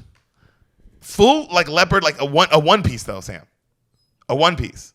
This movie reminds me of The Wiz for some reason. Oh, because it just so many things just keep happening. This is what he wears, and this is what his hair looks like. And the outfits are insane, and the looks are insane. Mm-hmm. That's what he's wearing, and that's what his hair looks like. And he's got the little Justin Bieber mouthpiece, you know what I mean, like the microphones type thing. So he's like a radio personality. So every time he talks, his voice is amplified, and he's constantly on the radio. Crazy. Okay. Okay. And he kicks in and he's like, Corbin Dallas, Corbin, my man. Yo, and he's full like going crazy, bro. Off the Gemini contest, and he goes, this boy is food up a fire. He's hot, hotter than anything, hot. And he's like giving people autographs, and his autograph is literally just a paintbrush, and he just paints people. Like he's just walking by just painting people. Like he's doing the most. He's so loud, you know what I mean? But he's making women go crazy. Like people are passing out on like some Prince, Michael Jackson shit, right? And he keeps asking Corbin questions, but Corbin really doesn't answer. And he goes, yesterday's frog is tomorrow's prince in Floston paradise. All night long, all night. And he's there all night. And he sees the stewardess and he likes her and he walks up and he starts whispering in her ear and she's like, passes out. Right? Wow. And then and he goes, and that was our show for today. So Ruby Rush will see you tomorrow. Thank you, bye. And he hangs up. And then he looks at his men and he goes, like these like really clearly gay niggas that are like his entourage. And he goes, how was it? And they're all like, oh my God, you're perfect, Ruby. Ruby, you're amazing, you're so perfect. And he goes, bzz, bzz, and they all run away, right? He's just the worst, bro. And he walks over to Corbin, he's like, Corbin, sweetheart, Corbin, my man, that was bad, okay? Bad. My show, it must pop. Pop! Tomorrow, I need more than a 2-word vocabulary, okay? You understand, Corbin? And then right then, Corbin snatches him up and holds him in the air. And he's like, ah! And he's like, yo, I didn't come here to play Pumbaa on the radio. So tomorrow, when you need me, just give yourself a hand. Okay? Got it? And he's like, got it. And he drops him. All right? Huh. So right then you see Zorg number 2. He tries to get in as Corbin Dallas. And they don't let him in. And they go, Corbin's already on the plane. And they just lock up. And he's like, what? Right? The flight attendant, you see the flight attendant come in. And then she's telling everybody, we're about to put on your sleep regulators. And you see Corbin, he gets in his sleep chamber with Lilu, and it's like these like futuristic like sleep pads, but they can talk to each other. And then he gets in, and Lilu's like, hi. And he goes, hi. You speak English now, Lilu? And she goes, yes, I learned. And he goes, well, that's good. Well, look, we're on a mission, all right? A very important mission. And we are in big trouble. You understand? We're in big trouble. And she goes, yes, understand. But you, no trouble. And he goes, what? And she goes, me, 5th element, supreme being. I protect you. Oh. And then he looks at her and like his face turns, and then she goes, sleep. And then he smiles really big. And then right then a stewardess walks by and she goes, sweet dreams, Mr. Dallas. He goes, wait. And then she hits a button. He passes out. All right. So a stewardess comes by and she goes, you see a stewardess like this, you just see her head and she's like, Mr. Rudd. And then you see this nigga come back, like Chris Tucker come up from eating her pussy. And she goes, you have to assume your position. We're about to take off. And he goes, I don't want one position. I want all the positions. And he goes back down, right? And she goes, ah. So Zorg, his number 2 calls. And Zorg's like, have you taken off already? And he goes, I'm not on the plane, boss. He goes, what? He took my place. The real Corbin's here. I tried everything. There's no way to get on that plane. Cut to, we see. Yo, what accent does this guy have? He's British. But you giving him like sort of like a off British accent, like kind of a. That's how the number 2 sounds. Okay. Like that, Okay. And he's like, I just can't, he's like, I'll do everything I can to get on the plane. So he's talking. Yo. And then we see Vito, the plane's wheels are going up and he kind of sneaks in them, right? Mm-hmm. Ruby is now fucking the shit out of this chick. Same chick. Yeah. Zorg is like, well, I gotta say, I'm a little disappointed and I don't like to be disappointed. And he starts hitting buttons and the dude's like, sorry, sir, this will never happen again. And he's like, I know. And he hits a button and the guy blows up. As the guy blows up, Ruby's girl comes and she's like, oh, like that. Yeah. And the ship takes off. Like all this happens at once. Nice. We see the planet, right? The big evil planet that's going to eat everything. Yeah. The scientist goes, Mr. President, the planet is making radio wavelengths. And they go, what? And the president's like, what do you think? Why would it do that? And then the scientist goes, maybe it's trying to make a call. And they all look at him like, you idiot, right? Cut to Zorg. He gets a phone call from Mr. Shadow. Whoa. And he gets all nervous. And he's like, hello?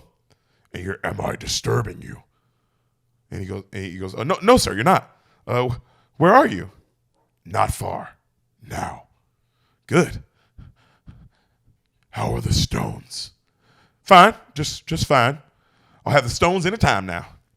It wasn't easy, so my price is tripled. Money is of no importance. I want the stones.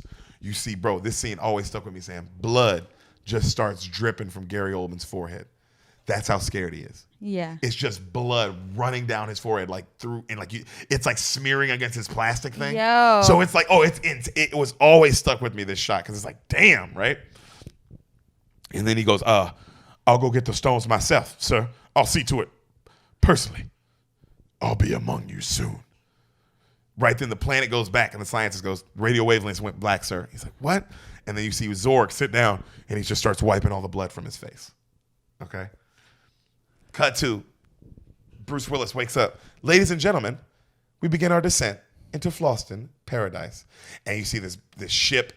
It's like a ship. It's like a planet of water.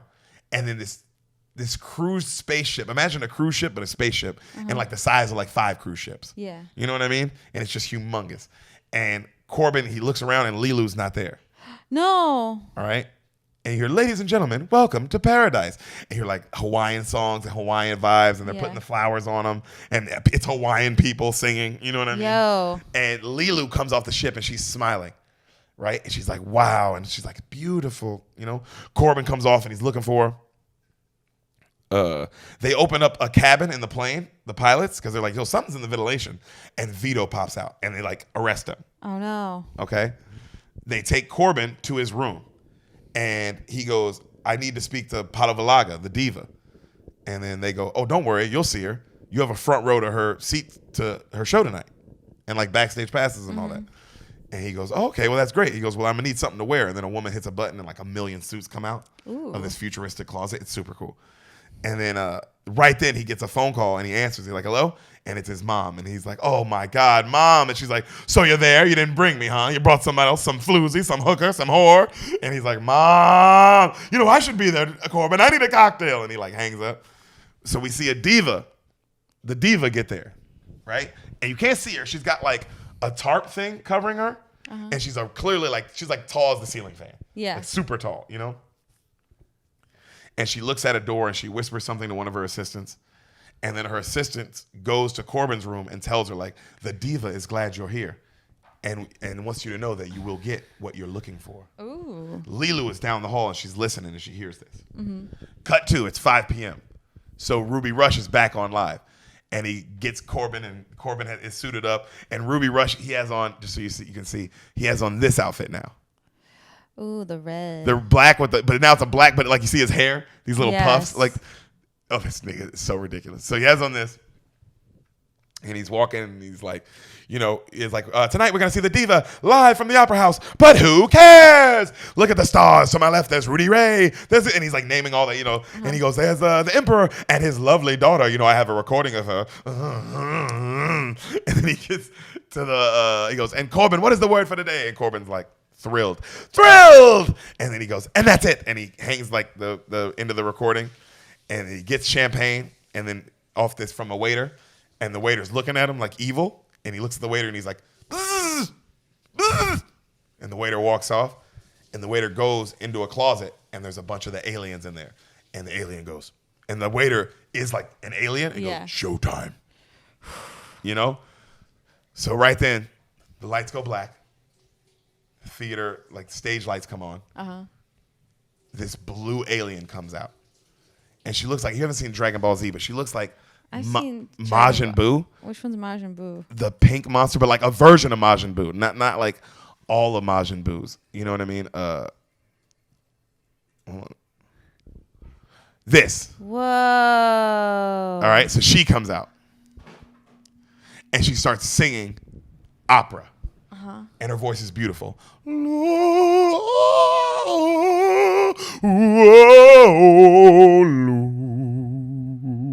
Right? And Lilu is listening from outside.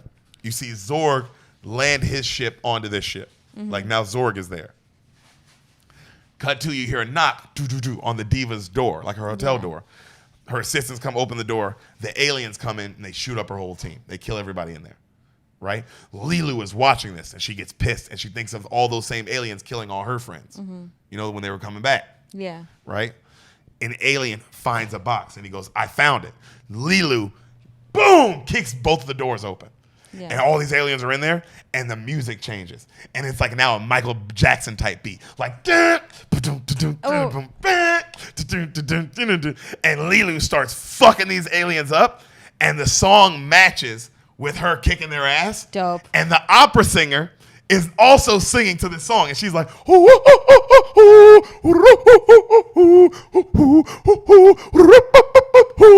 and she starts doing this dance, nigga, and she's like,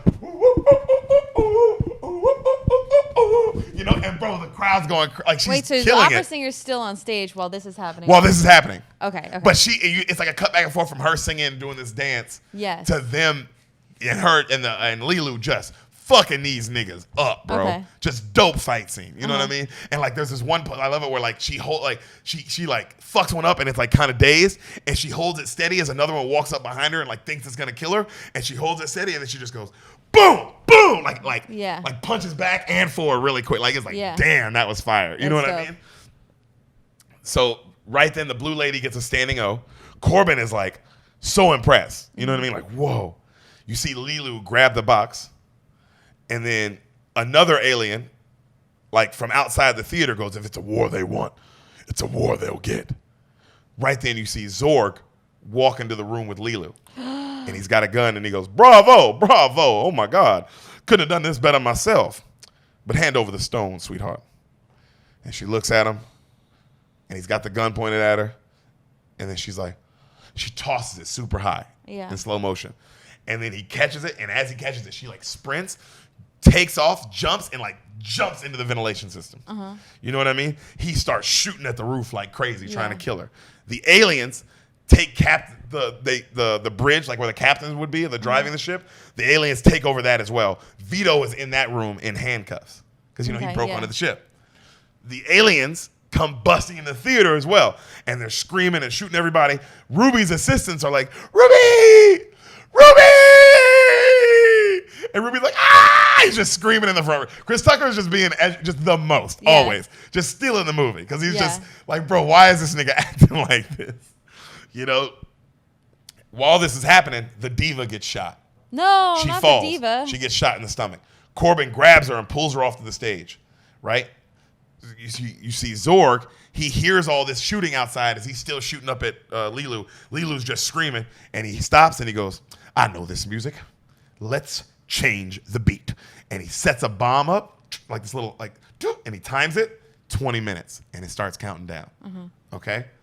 The president is listening to Ruby's broadcast. This is happening live during Ruby's broadcast. Yeah. So he's like looking at the general like, discreet mission, huh? And the general was like, because this is being broadcast to the world. Yeah. And you also hear Ruby Rush going, go in! Like you just hear this nigga yelling, right? And then you hear Ruby go, ladies and gentlemen, these aliens are attacking and I'm in the front row. They're everywhere, man. They're warriors. They're big teeth. They're ugly. They got big foreheads and ears. And they stank. They stink. And someone right there, he goes, someone come get me, please. Corbin is like, don't let, like, got the blue lady. And he's like, you know, do you have the stones? Like, where are the stones? You know, hold on. No, Corbin says, hey, I'm going to help you. And then the blue lady goes, you need to give her the stones. And he goes, who? And then she goes, the supreme being sent to earth to save the universe. And he goes, Lilu? She goes, yes. She needs your help and your love. Aww. Or she will die. And then cut to you see Lilu in the vents getting shot up at, screaming like, Yeah. You know what I mean? Zorg finally gets the stones. He gets on his ship and he leaves. He's like, want something done? Do it yourself. And he flies off, right? Corbin is looking at the blue lady and she's passing out. And he's like, wake up, don't die. Where are the stones? I need the stones. Where are they? Cut back to, you see Zorg on his ship. And just like that Pulp Fiction angle, same angle, he opens the box, closes it, and starts laughing. Like,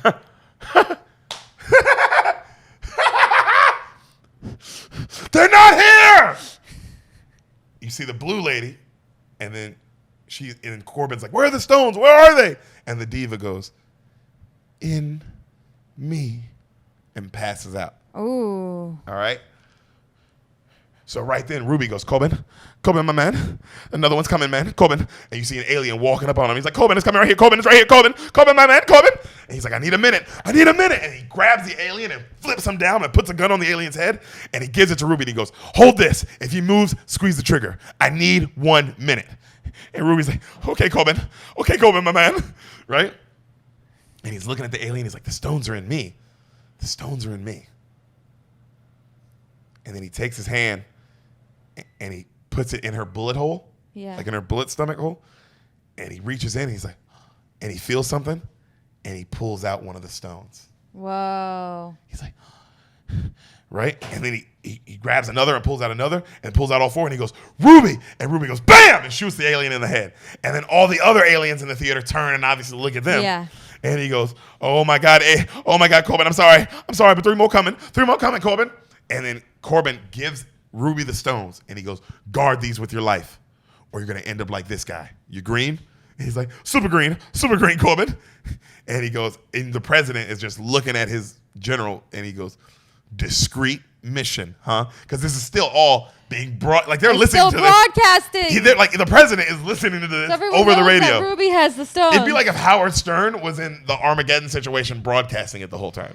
Yo. You know what I mean? Okay. And so he goes, don't worry, sir. I know my man. I know Corbin Dallas. He will calm things down. Cut to Corbin just starts killing everyone. He gets on his diehard shit.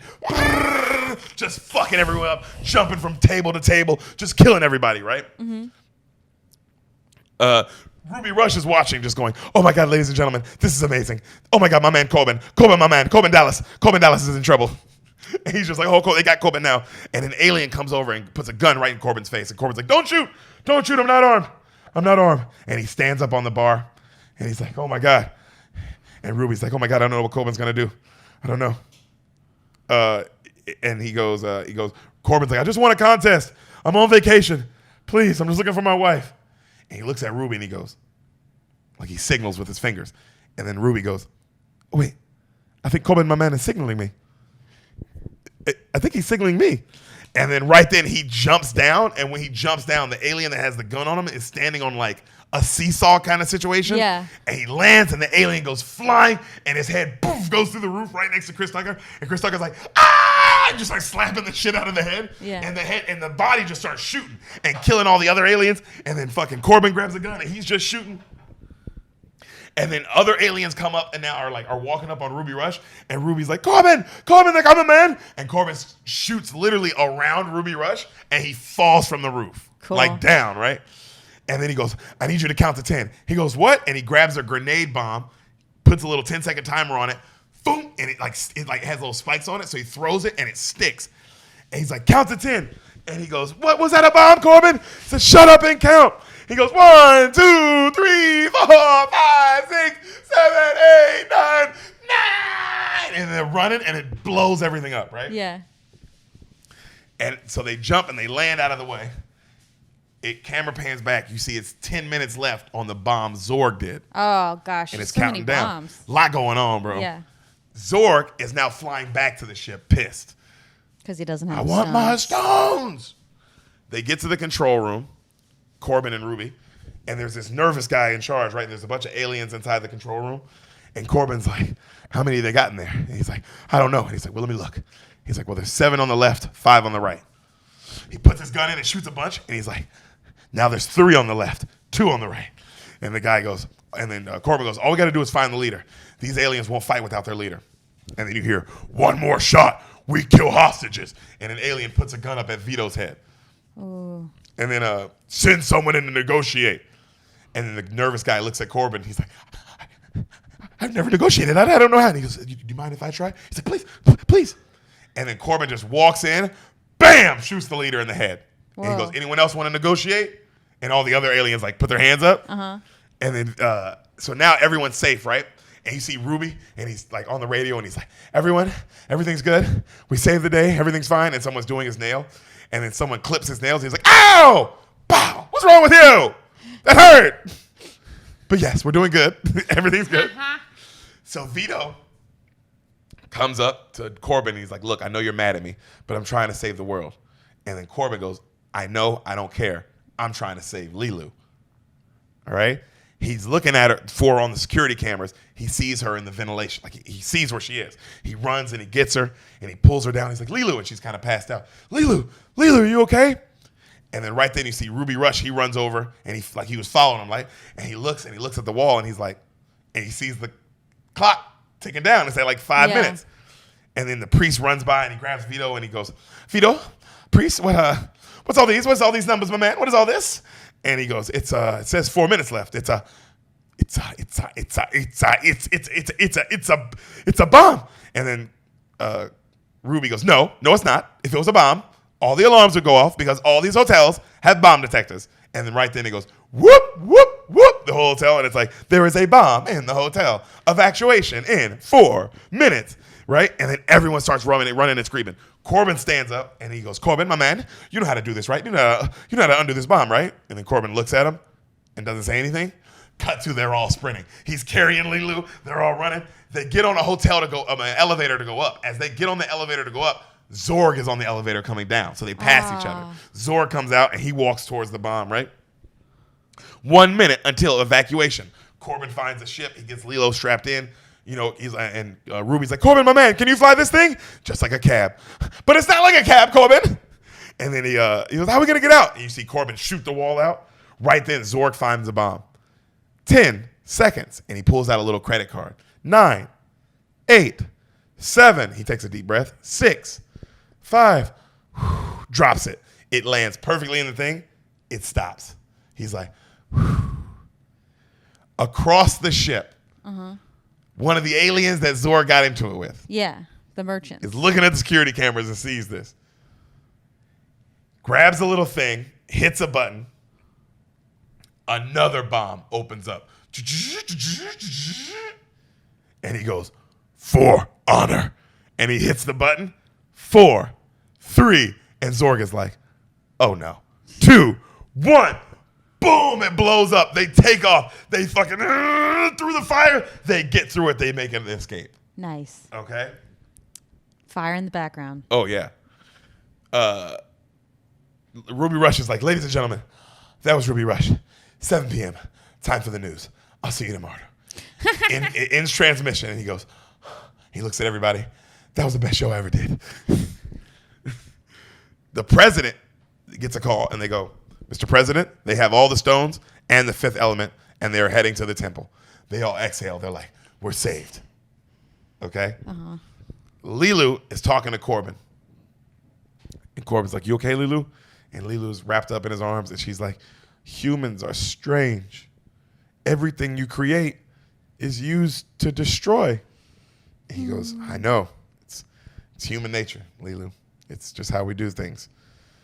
He goes, but you know that. He says, but you know that. You know everything about us. And she goes, no. When I went through all the letters, I stopped at V. He goes, V. Well, V has some good words. And she goes, like what? And he goes, V, like valiant, vulnerable,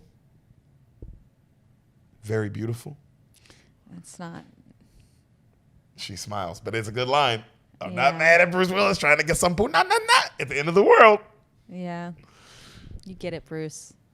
So a scientist, like a president is all, and all his men are celebrating. A scientist stops the celebration, says, Mr. President, that black planet is flying at us fast as shit. It's moving so fast we can't follow it. Mm-hmm. Corbin gets a call from the president, and the president's like, Mr. Dallas, I want to thank you and commend you for all your hard and valiant work and blah, blah, blah. He's like, Mr. President, get to the point.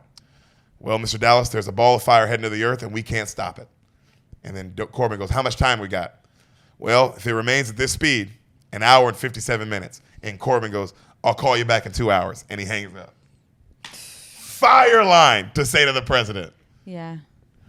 So right then, Lilu is on a ship, and she's going through the computer, and she's going through the human words, and she's going through W, and she gets to the word war. And it starts going through all the pictures of war, and she just starts, like, it fucks her up. Yeah. Because you see, like, real images of, like, stuff that, like, it does from perspective of, like, why would we do that to each other? It is all for no reason at all. Literally no reason. Oh, because somebody's There's too many pretend of us? God is like this, and someone else's pretend God doesn't like this, and it is just too many of us, and this person's skin color is this. It's like, and it's always base reasons that make no sense. No, yeah, they're pretty. It's never like, oh, well, why are you guys at war? It's like, well, oh, this whole country raped my mom and killed her. I think we could get behind. Then everybody would be like, we did what? Also, like, the rest of the world would be like, Like, oh, man, you can't do that. Yeah, that country, what is that country up to? I mean, that's why World War II. Yeah, that's true. Is because people get it because it was like, oh, well, yeah, you can't just kill like all the Jews. Jesus Christ. Yeah, we know none of us like them. Yeah, just let them be. Let them be and just don't like them and say really bad things behind their back. We all do it. It's been working for years. Jeffrey does it. Oh, hey, Jeffrey. Jeffrey's in the kitchen. Normally he hears this stuff. Normally you don't hear this stuff, which is our point. Yeah, we try to keep these things from you. We try to keep these things from you, unlike Hitler, who had to rub it in y'all's faces that y'all suck. You know? Do I agree with everything he did? No. Do I agree with 6 million certain things he did? Absolutely. But I don't agree with everything he did. Just 6 million certain things. Anyway, Lilu gets fucked up. They land in the desert. They run in the temple. Their boy David is there. The other little nervous priest. He's waiting on him. They put her in the center. Vito hands the stones to everyone.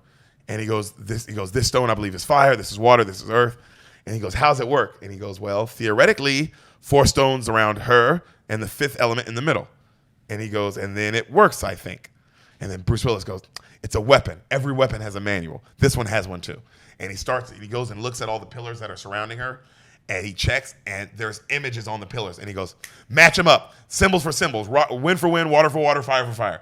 And they all match them up, right? And they place them on the things. And then he goes, and Bruce Willis goes, what happens now? And the priest goes, we open them.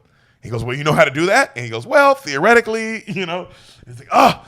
And he goes, Lilu, wake up. How do you open these stones? And she goes, wind blows, fire burns. He goes, yes, I know all that. I know that, but how do you open the stones? And she goes, rain falls. And she passes out. And he's like, Lilu. And then Chris Tucker's like, maybe it's a game. And they all look at him. He goes, like charades or something. And he grabs them. He's like, we don't get all these stones together and opened up. Everybody dies. You understand that? And then right then you see the dark planet getting closer. And then Lilu's like, it's too late. They go, Mr. President, we've just lost contact. 3 minutes left. Ruby, like they're all looking at the stones surrounding her, right? And Ruby's looking at his and he goes, why is mine's broken? How come y'all got to give me the broken one? I love how black that is. That's still a very black trait of like, yo, mine's isn't working. Like, why are y'all doing me? Like, why did y'all give me the fucked up one?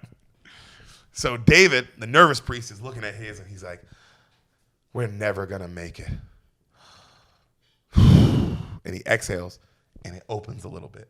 the stone. And he goes, Corbin, it moved. And everybody runs over. They're like, what did you do? He's like, I don't know. He's like, well, calm down. What did you do? Like, I don't know. He's like, everybody shut up. Okay, walk me through it step by step. What did you do? He's like, okay, well, I stood like this. And they go, yeah. He goes, and then I said, we're not going to make it. And then nothing happens. He's like, and then what? He's like, I don't know. And he exhales, and then it moves again. And Corbin, and they go, Corbin, my man, Corbin. He goes, shh. Wind blows. And Corbin blows on it. The stone opens all the way up. A yellow beam comes out of it. Ooh. Right? And he goes, do all the stones. Fire for fire, earth for earth, water for water. Go. Now, they all take off. David gets to one, and he throws earth, like he throws dirt on it. It opens all the way up. A green light comes out. Earth. Vito gets to his. He takes all the sweat off of his beard. He wipes it on like a towel. Squeezes it. Water comes out. Opens up. Blue. Nice. Right? And you hear, Corbin, my man. I don't have no fire. I have no fire, Corbin. I mean, I stopped smoking. I mean, if I knew the world would need this, I wouldn't have stopped, but I stopped. And then they go, we need matches. They make any matches? Priest and father, you got any matches? No. And then Corbin holds up the one match he has left. He had one match left from the beginning of the movie. Okay. He holds it up. He looks at everybody and he goes, everybody, don't breathe. Everyone goes, he lights it. As he's dropping it, it almost goes out, and everybody goes, everybody breathes in again. It hits, it opens up, fire. All right? Okay. You hear the scientists tell the president, 1 minute left, sir. No. All right, Lilu, wake up. It's time for you to work now. Lilu, listen. And she's like, I'm tired. He's like, listen, I know you're tired. I know, but I'll take you on a vacation when this is over. I promise. We'll do anything you want. Anything. Just, you have to do something or we all die, Lilu. What's the use of saving life? Lilu, there are beautiful things. There are beautiful things. They're worth saving. They're beautiful. Like what? Lilu, like so many things. Like love. Yes, like love, Lilu. That's definitely worth it. I don't know love. You're wrong, Lilu. I need you. I need you very much because why? Because why do you need me? Tell me. Because I love you. I love you, Lilu. She starts crying. He kisses her. 10, 9. The dude counting down to the president. 8, 7, 6. And he just keeps kissing her. 5, 4, 3, 2, 1. All the elements light up really bright. And then they all go to her. And then, like, remember how Green Mile, that shit would shoot out of his mouth? Yeah. All the light shoots out of her mouth like a beam. And then fucking Bruce Willis is like, ah! And the beam shoots up and it hits the planet and it stops it cold, right? The planet's shooting at them. Yeah. And boom, it freezes. Mr. President, the planet has been stopped dead, 62 miles from impact. It's quiet.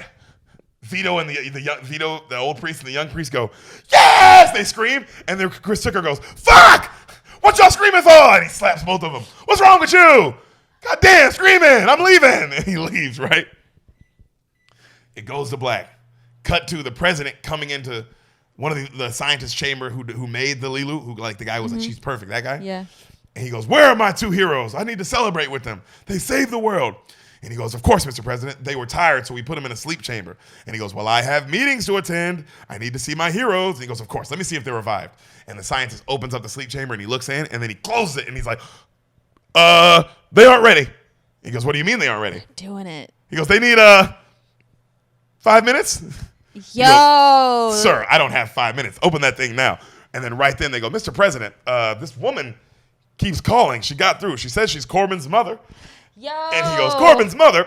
That woman's a national hero. Let me get on the phone. Excuse me, Miss Dallas. I just want to be the first to say that this is the president and your son. Is this the president? This can't be the president. The president's an idiot. This doesn't sound like an idiot. Unless, who knows? What do I know? My son doesn't even talk to me. He doesn't even call me. And then the president looks at the phone and then hands it to someone else. And then rock music starts playing like, you are not alone. Da-na. And the camera pans into the sleep chamber and they're fucking. Yo! I am here with you. Da-na-na-na-na-na-na. And they kiss the Fifth Element. What? That's how it ends. The ending is, I will admit, Not a real movie. I will admit, it's not a real movie. Also, I just made that whole thing up. That's not a real. Fifth Element. This is not real. This is not a real movie. Jeffrey was lying. He just knows that I told him this before, and he's like, "Oh, that movie you tell Derek, The Fifth Element, really good, by the way. You should probably put it on paper and sell it because it's interesting script." Yeah, that's crazy. What'd you think, Boo Boo? Wait, so why doesn't she have to go back into a mummy chamber for another 5,000 years. 5,000 years? Maybe she does. We don't know. I mean, they set it up that there could be a sequel. Yeah. Like the way the movie is just written and how it ends, there could be a sequel. There could be for sure. Yeah, But that movie they never was made great. one. I like that they never made one. I like that it's just The Fifth Element and it is what it is. Mm-hmm. And, I like when they do movies like that. Just leave it be. It's perfect. It was dope. Did you like it? I loved it. Favorite character? Lilu. Oh, yeah. Or Bruce Willis. Bruce Willis. killed Bruce it. Willis is pretty great. Yo, I love that he's like love struck the whole time. Yeah. That's cute. It is cute. I mean, she is crazy hot and her outfit's cool as fuck and really hot. Yeah, but it gives this soft side to his like rough exterior. It does. Because normally he's not in love. He loves someone he has to save or something like that. True. He's in love. Yeah, he's in love. He falls in love. Yeah, that's kind of cute. Like he falls in love. Also, I like that the story keeps moving. It never slows down. Yeah. It's an action movie. It just went from one thing to the next. It just kept going. And Gary Oldman's a good villain. Yo, what is this planet that is able to communicate with Gary Oldman? Like, what's... Yo, this evil planet that's calling just Gary Oldman? Also, like, how long have they been planning this together? Like, when did he call Gary Oldman? And then Gary was an art dealer pretending to get the information. It's like, what are planets capable of? But also, Sam's right that they could have avoided all this by just opening the door in the beginning of the movie. Yes. Very avoidable situation. And that's what we learned about The Fifth Element. Is What guys, Oh. take the easy victories. Take the easy victories. It also felt like Armageddon, but in the future. It was futuristic Armageddon. Yeah. Bruce Willis is in it. Yeah. There's an asteroid. love. There's an asteroid coming to Earth. Love saves the day. Yeah. Sacrifice. Sacrifice always. Although they didn't have to sacrifice. There was no sacrifice in this. Yeah, it would make more sense if he doesn't get Lilu at the end. It would mean I was surprised he got Lilu in the end. I guess it makes it a happier ending, but It's cool. he shouldn't get Lilu at the end. He should tell her he loves her, and then he loses her. And throw her in Mordor. Yeah. Yeah. And, with great power, Comes great responsibility. we'll see you next week, Bean Mafia.